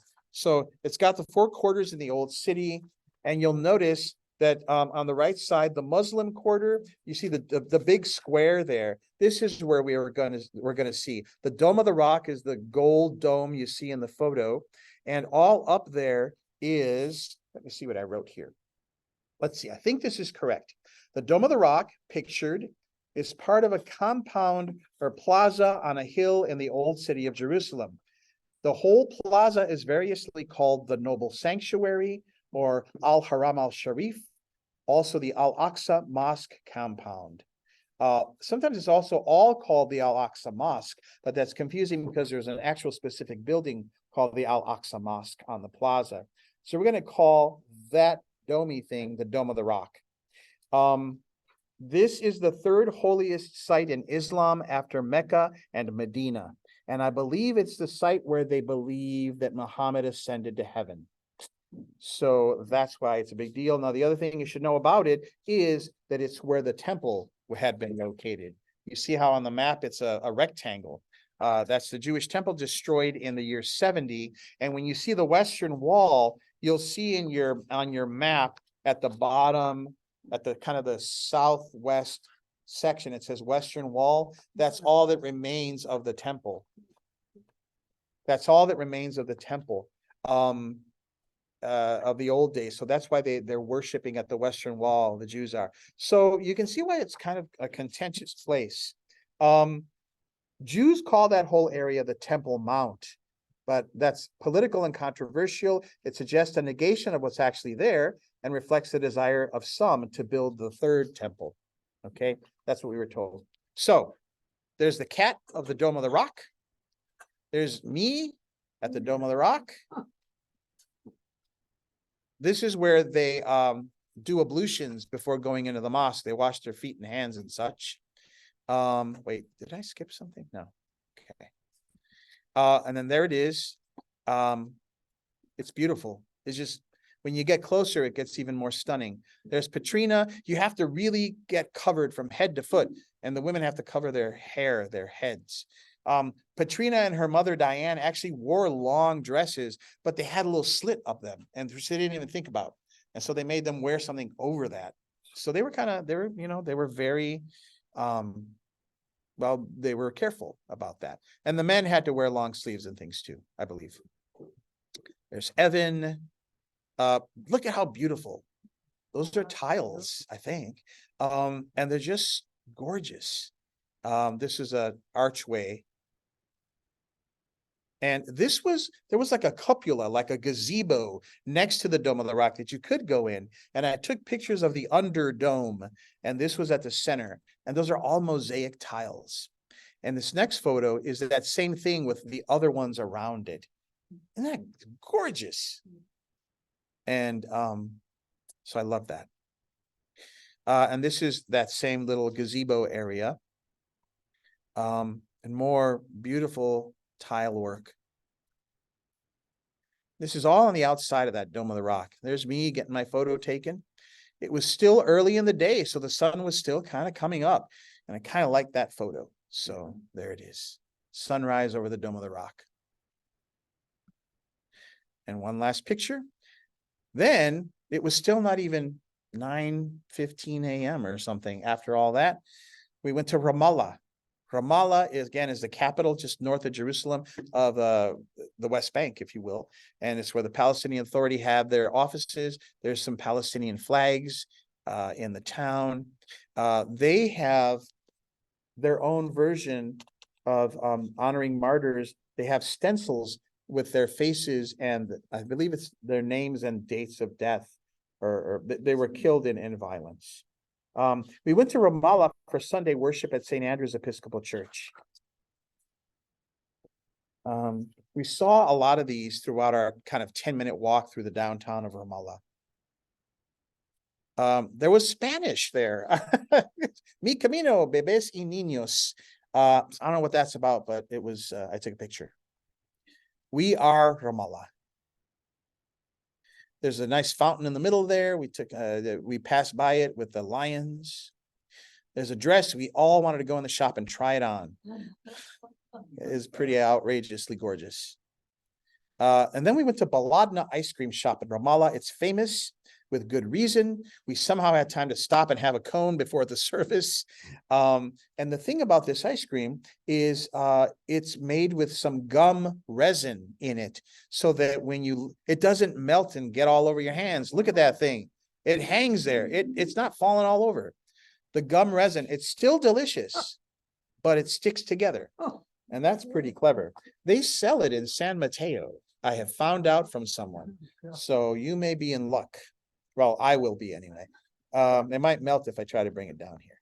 So then we go to the St. Andrew's Episcopal Church, and there it is. It's small. It's kind of cave-like, but it's sweet. And it was Trinity Sunday. Don't let the English fool you. It was like 95% in Arabic, but it was, you could recognize the service. There's Father Fadi. He leads the congregation there. There's a window with a image painted on it of St. Andrew, and you can tell it's St. Andrew because he has the X cross, right? That's how he was martyred. And I love this because he's cross-eyed, which kind of makes him sweeter.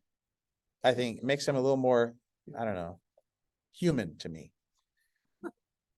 Then there's a window, the Trinity Sunday. It was Trinity Sunday, and there's a Trinity, so saying hello. Construction worker outside after the service. This is the Ramallah Martyrs Memorial. It's a mosaic near the center of town. And then Richie Rich, just for whatever reason, there's Richie Rich. Then we went to the St. Andrew's Guest House. This is back in Jerusalem. It is owned and managed by the Church of Scotland. We had a delicious buffet meal there. We got to meet the chef. It was one of the best meals I had there, frankly. And the church, attention, weapons and pets are not allowed. So I found that interesting. And then there is the St. Andrew's kind of guest house area. This is like it's beautiful oasis. Then we went to the Israel Museum to see the Dead Sea Scrolls. Now, the Dead Sea Scrolls, we weren't allowed to take photos, and there were really only a few fragments behind the glass. So I got to tell you, I was kind of disappointed. I was all like, Dead Sea Scrolls, I've heard about them. And here's a few. But that's okay, because they exist. And what are the Dead Sea Scrolls? So this is an actual urn in which the Dead Sea Scrolls were found. And it's not small. I would say it's probably 3 feet high, maybe 2 feet high. So the Dead Sea Scrolls, ancient Jewish religious manuscripts found in caves near Qumran. Remember, I showed you on the map, northwest of on the northwest shore of the Dead Sea. They were found between 1946 and 1956.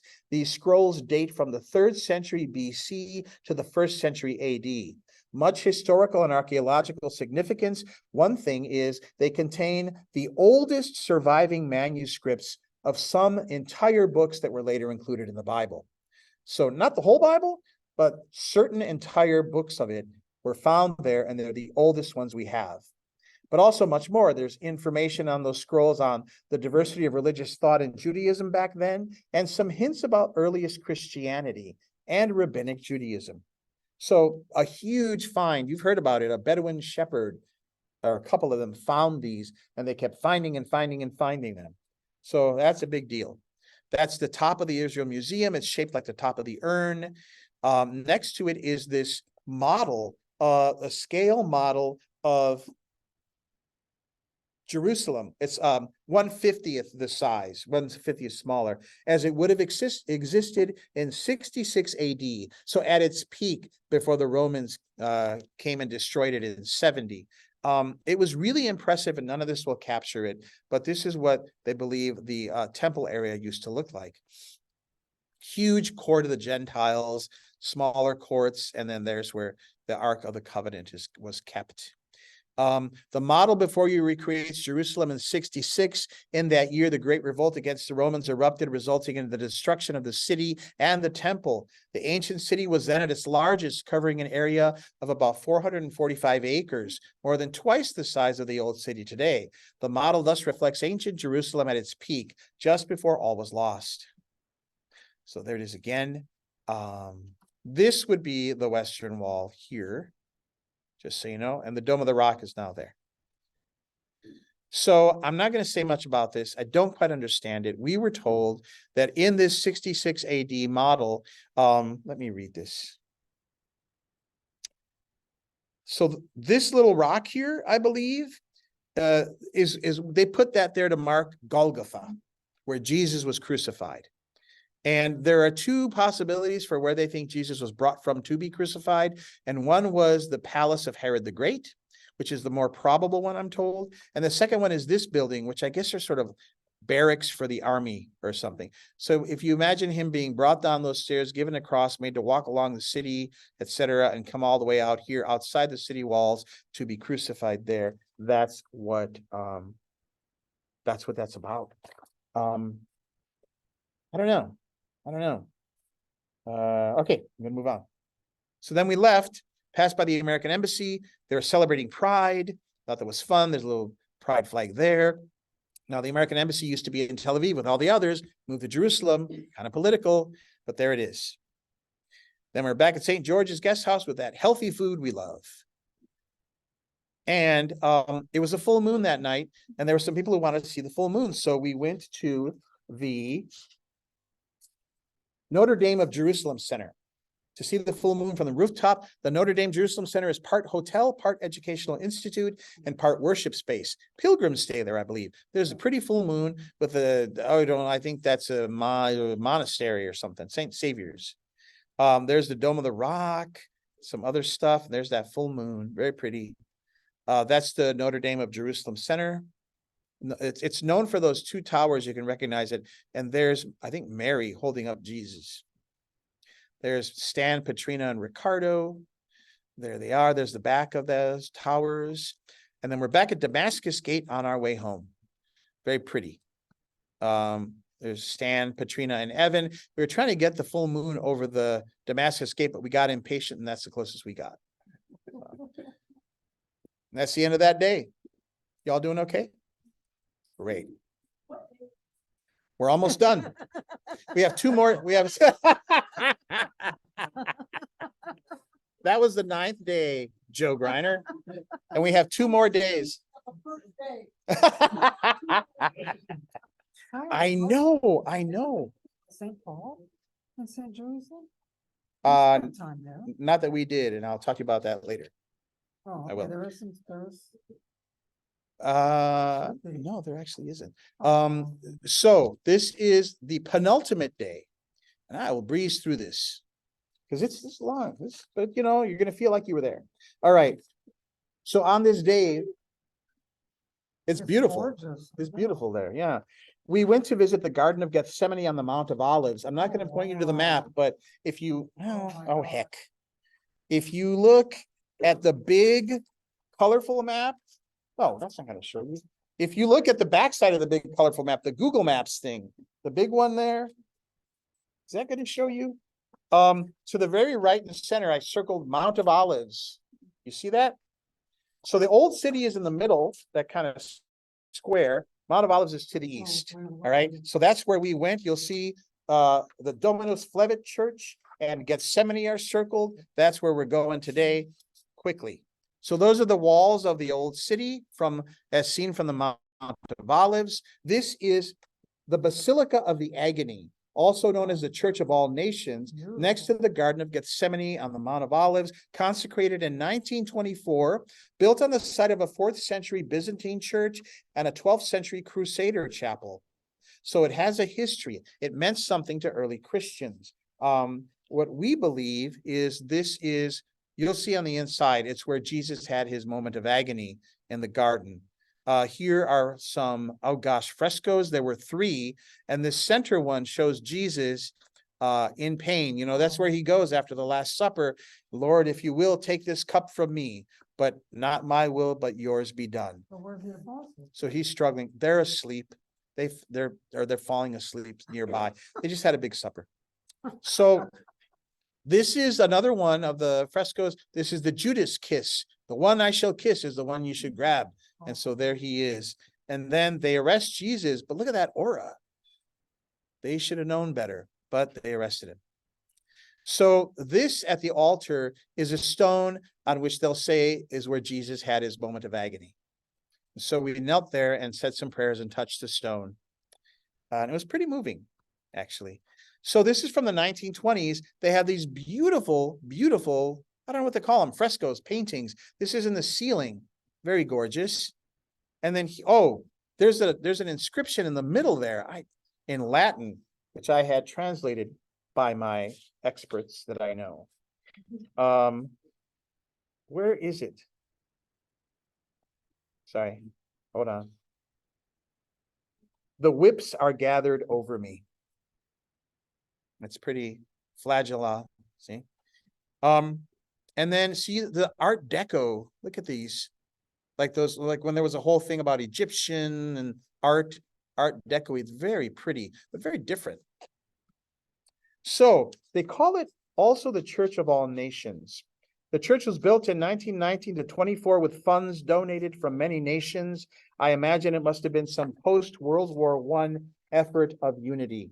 12 donors got to have their coat of arms in the ceiling branches, and one of them is from the US. So there's our little coat of arms. So then this janitor there, there weren't many people there. He calls me over and he says, Mexican? And I was like, well, I'm Mexican American. You know, I thought I'd tell him my story, but then he just looks at me and says, Mexican? So I said, yes. Then he points up and there's Mexico's coat of arms. And he was very proud to show me, there's the eagle, you know, with the snake in the claw and the beak. So that was fun. And he was happy to show me my coat of arms. There's the church. It is gorgeous. I just tell you right now, those domes were pretty out of control. Impressive. So then outside in the garden in Gethsemane, I took a picture. This is one of the oldest olive trees they have. I don't think it goes back to Jesus' time, but it's pretty darn old. This Father is the Ernest. weird thing about olive trees. That's only 400 years old, but the roots are the same as Jesus' time. Oh, The roots don't die. The trunk does, roots don't. So those are really back there. wonderful. So you can think of him kind of resting his hand on that tree as he's having a tough moment, or the tree that was its ancestor. Garden of Gethsemane looks like any garden, which of course it would. This is Hamza, Father Mark and Hamza. He's the caretaker of the garden, and he also kind of sometimes watches over the Basilica of the Agony next door. In the year 2020, Hamza thwarted an arson attempt at the church when a right-wing Israeli tried to burn it down with flammable liquid. Hamza risked his life to detain the man until the police arrived. Hamza is Muslim, and so we honor him. He also makes jewelry, and I bought these beautiful little necklaces from him and gave them to some friends. So very sweet guy. And just that idea again of, you know, not caring what religion you are, there are sacred sites and they should be respected by all. So then we wanted to do sort of the walk on Palm Sunday that Jesus might have taken as he comes into the old city. This is the road that is believed to be that path. Of course, the Dome of the Rock was not there, but that's where the temple would have been. So he probably would have seen it coming down the Mount of Olives into the city. So you'll see this man on the road. He's a mendicant. He asks for coins from groups of pilgrims as they walk down. This is a thing that all the groups do. So he'll walk along with you, get some coins, gets to the bottom, then goes back up, and then does it again with the next set of walkers he can encounter. So he's kind of a fixture there. And Father Mark said, just give him some coins. He's a good man. So we gave him some, and there he is at work. This is Mary Magdalene Church. It's Russian Orthodox near the Garden of Gethsemane. We did not get to go in, but I took some pictures because it's pretty, the onion domes. You'll notice their crosses have that little sideways thing going on. Don't know what that's about, but I know that it's a Russian Orthodox thing. There's a picture of us from the Dominus Flevit Church, which I'll talk about in a moment. There's Rami, Rico, Amy, Tom, Evan, Helen, Patrina, Diane, Daniel, Sarah, Stan, and Father Mark. This is the Dominus Flevit Church, the Lord Wept Church. So its dome is sort of supposed to be shaped like a teardrop. And I'll tell you what it's about. And then these little urn-like corners, Father Ernest, correct me if I'm wrong. Apparently there used to be little small urns or something that were used to catch teardrops. This is like a historical thing. Catch my teardrops. So that's what that is, this big teardrop. The Dominus Flevit Church. And this you'll see from the inside in a moment. So here's why. Why was Jesus crying? He was crying from that, where that church is, they believe. Jerusalem, Jerusalem, you who kill the prophets and stone those sent to you. How often have I longed to gather your children together as a hen gathers her chicks under her wings, yet you were not willing.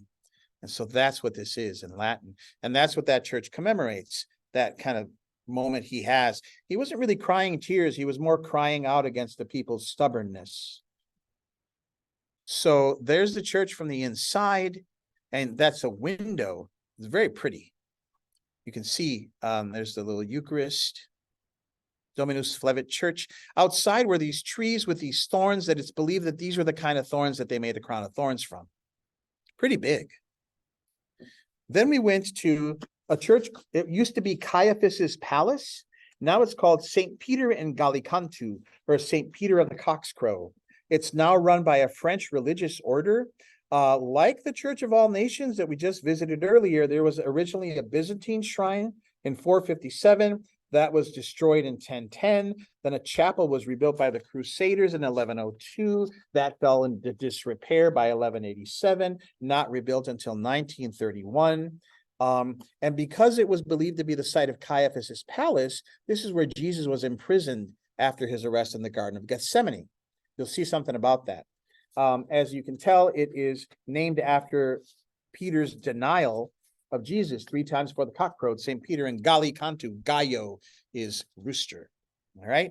So underground caves. They found these underground caves, and I'll just, rather than read this, tell you, they basically match descriptions of what they thought would be underground caves where people were imprisoned. So there's one of them in particular, they've kind of decided this must be maybe where Jesus was kept while he was imprisoned. All right, so that's kind of all I'll say about that. And this is that room. So, you know, tour groups will go in and they'll read the reading about how he is sent into prison together. And we did the same thing.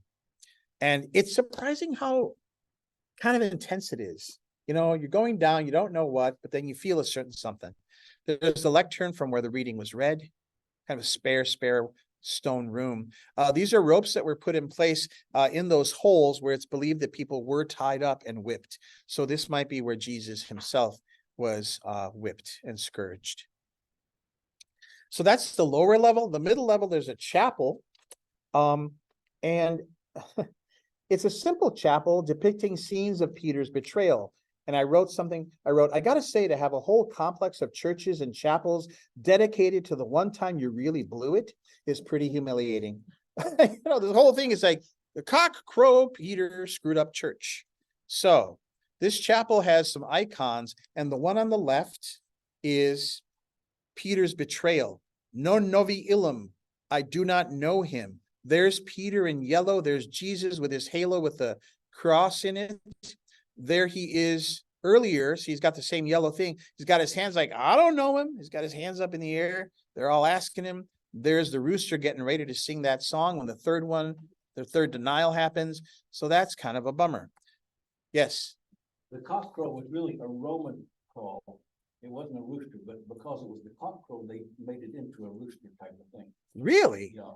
So what are the Romans doing? It was a certain time when the Romans would call that, you know, so-and-so time, you know. Oh. They made it into cock crow, a rooster. Wow. What does your name have to do with cock crows? Down the midterm. My name means rooster crowing. Really? Cock crow. Oh, very nice. We've got not only the expert, but the embodiment. All right. And then, so in the middle window, there's Peter really bummed out. He's like, boy, did I screw that one up. By the way, notice that he doesn't have a halo here. But he gets a halo here while he's bummed out. And in that middle one, the phrase right next to it is, and Peter went out and wept bitterly. Then, remember the resurrection, that brunch that they had at the church I showed you earlier? So now it's resurrection time. All is well. This little phrase down here says, oh, heck.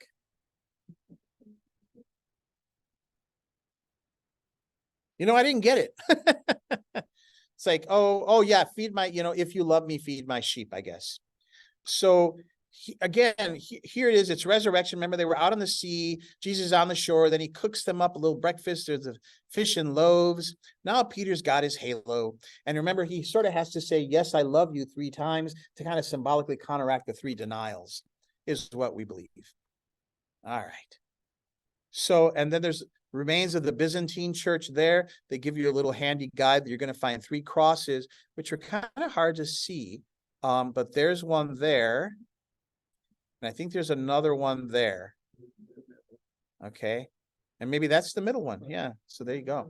So that's the Byzantine church remains right there.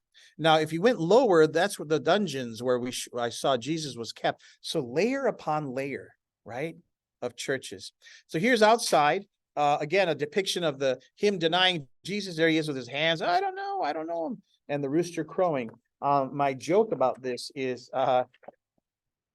again, the cock crow scene makes you wonder if the other disciples tease him up in heaven by making rooster sounds behind his back. Oh, shut up, he'll say. So then at the top level is this gorgeous church. I mean, it's all part of it. It's just stunning. There it is. I'm not going to say much about it, except here is a mosaic, I think, of angels bringing down the cross while Jesus is being condemned. He's tied up, and they're kind of readying the cross for his sacrifice. And God looks really bummed out. So he's got the head in his hands. This is stunning. It's a cross in the dome in the ceiling of the church, and it's actual stained glass. It's ridiculous. And there are angels dancing around. And remember, it's run by the French. So there's some French here. Sera dans le ciel. I don't know, something about dancing in heaven. And so there they are. I'm going to show you briefly a little. So look at that. That's just crazy.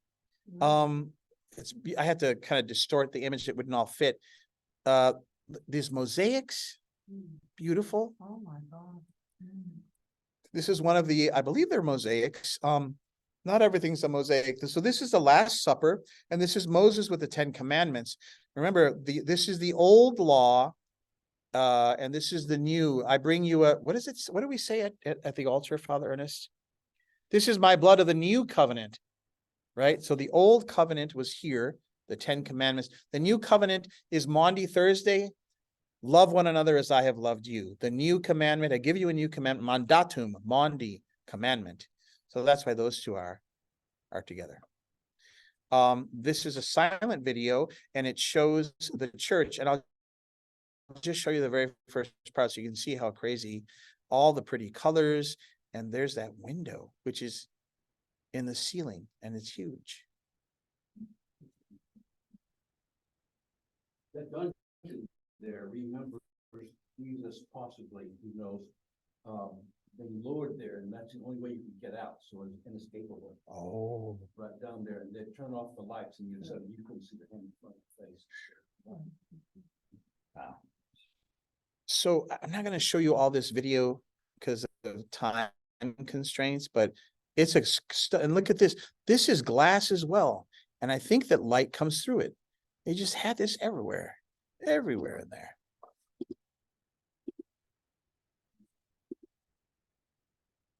Look at this. So there's the church. Yeah. This is the outside. There he is. Like, remember we saw the ropes. It's kind of one of the images of him being tied up in the dungeon. Then we went to the Dead Sea. Welcome to the lowest place on earth. And there's some safety tips, and it tells you what to do. And I found it was hard to walk. You can't really stand. There's so much salt that you can't kind of get your balance. So it's actually easier to kind of lie down and float in.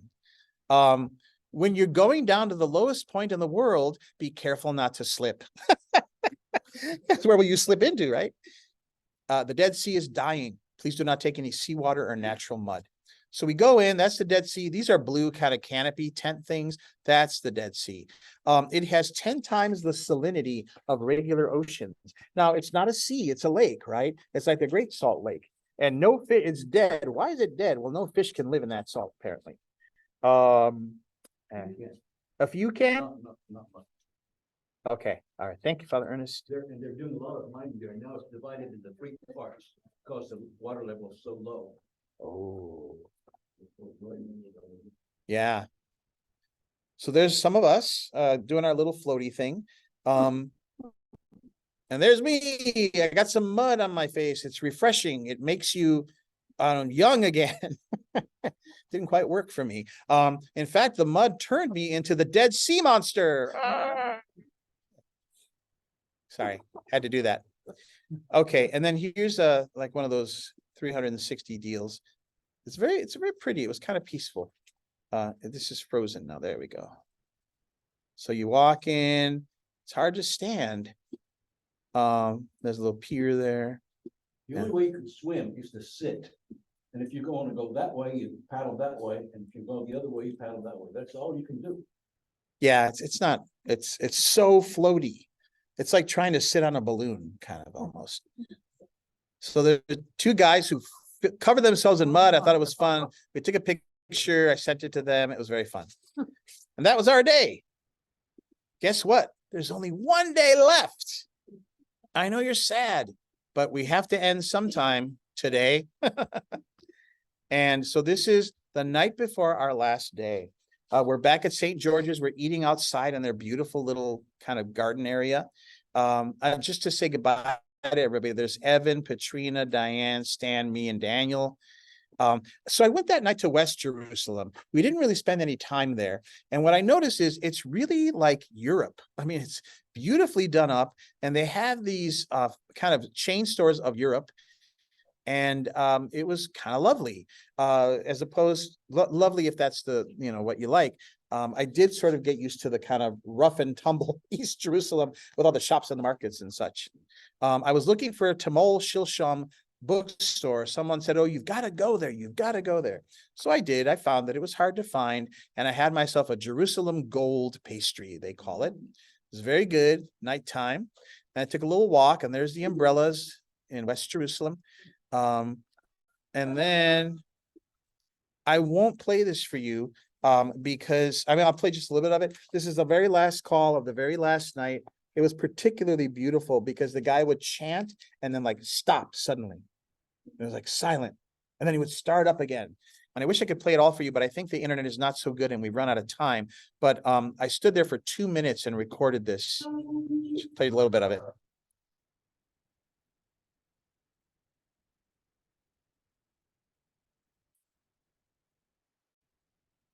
Sorry.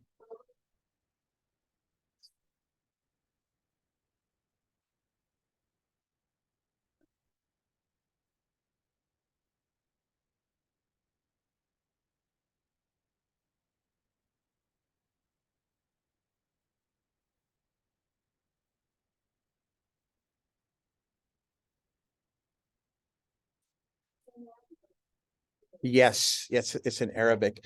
I'm happy. When this is over, I will just leave this on to play if you want to hear it, but I should move on. So that's our last night there. So then we wake up early and we do the Stations of the Cross. And I'm gonna be honest with you, this is probably the most disappointed I was.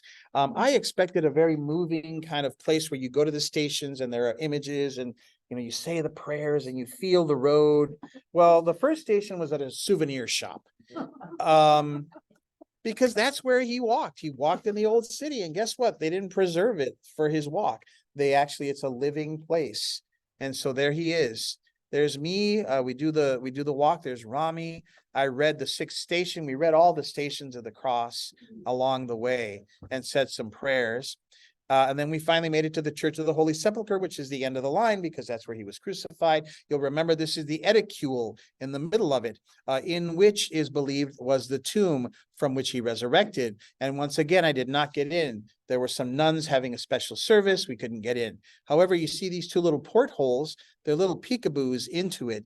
And so I naughtily went and took a photo of the nuns praying in there. And that's as close as I got to being in the edicule.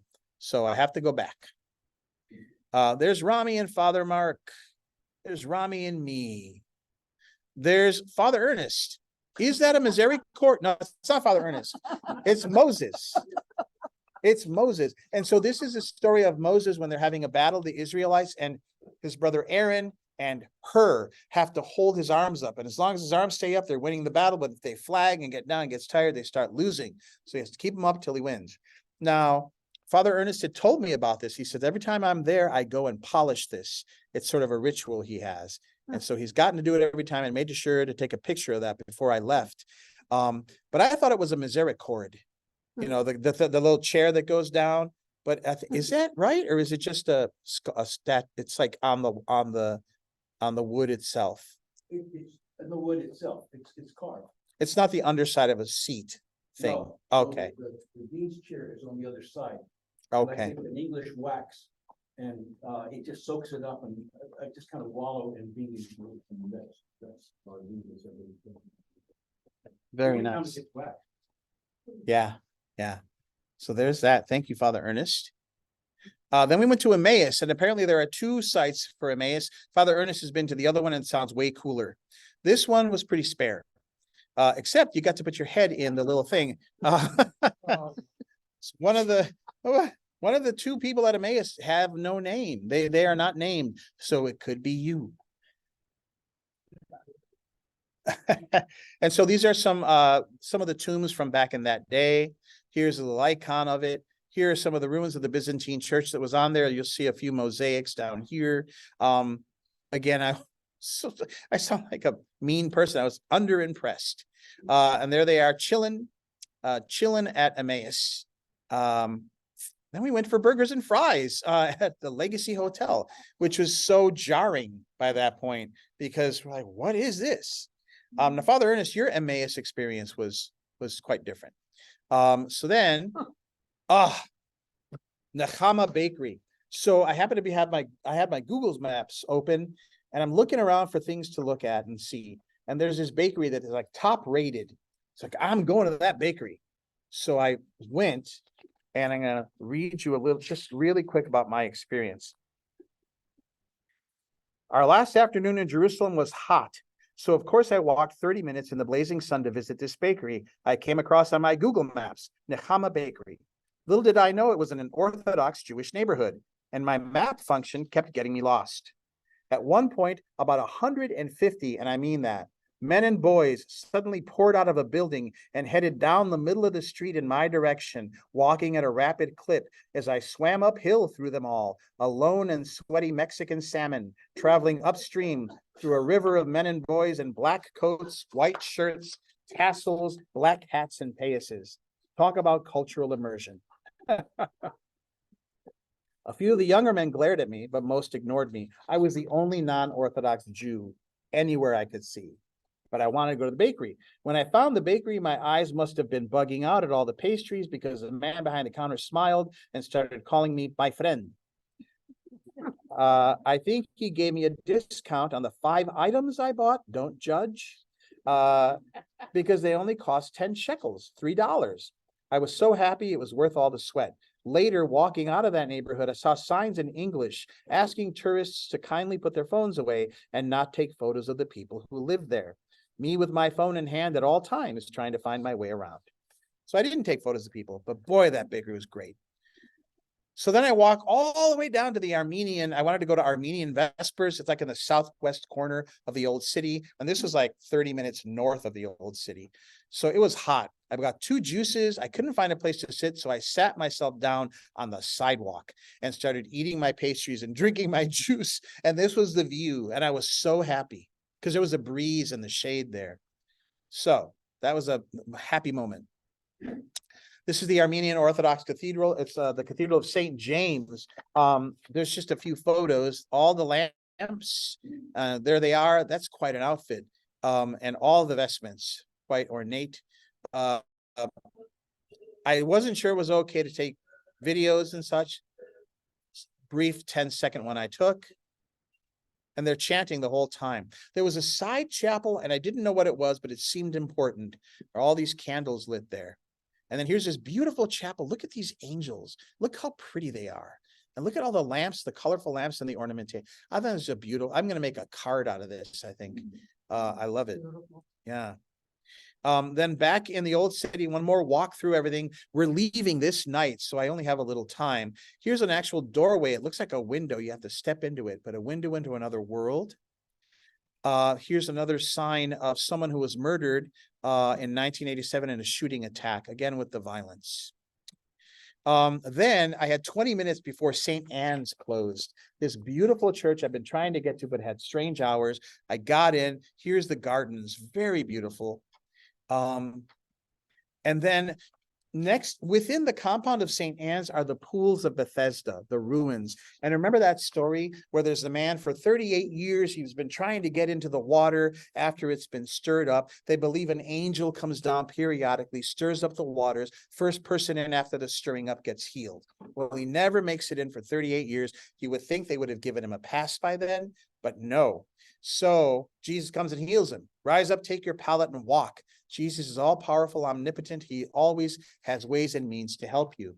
And so here are the ruins of the pools of Bethsaida. Pretty big, actually, pretty impressive. So then I go into St. Anne's Church. They have this little Holy Spirit thing hanging there. Not sure why, but there it is. It says, silence, please, except for singing. They're known for their acoustics, and choir groups will go in and sing, and it's gorgeous. You should have heard Kirk Young singing. And then we always sing, even though there are so many, we sing Glory, Glory, Hallelujah. It sounds like the Mormon Tabernacle Choir. Very nice. Well, I have a short video that might not work that well because of the internet, but here's a woman leading a few people in chanting in the Church of St. Anne. And this next one is a video. And if I play it long enough, unfortunately, I got so into it that I started singing, and then that's all you hear. So I'll just play the first part before I start singing. But the word they're singing is the word that I was feeling here at the very end of the pilgrimage. So in a way, this felt like a kind of a sacred closure to my whole time.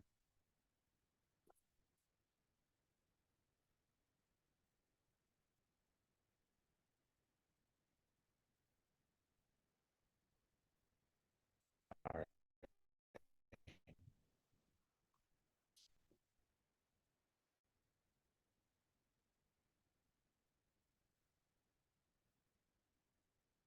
I'm going to show this to you later off of the TV. So then we had a final meal, of course. We had a special dish that I don't remember what it was, but I took a picture and we were grateful. And in that restaurant it says, come to Palestine. For lo, the winter is past, the rain is over and gone. The flowers appear on the earth. The time of the singing of birds is come, and the voice of the turtle is heard in our land. It's an old-timey sign. Then we're waiting for our van to go to Tel Aviv to the airport, and this woman jumps out of a car, and she is the only female pastor in the entire Holy Land. Her name is the Reverend Sally Ibrahim Azar. She's evangelical Lutheran, the first female pastor in the Holy Land. She was warm and friendly. I think her father's a bishop in that church. She let us take snapshots of her like the paparazzi we were. So it must be quite a thing to be her, you know, there. But she was great. She was very gracious. So then we got in the van, and it's sunset, and we're heading to Tel Aviv.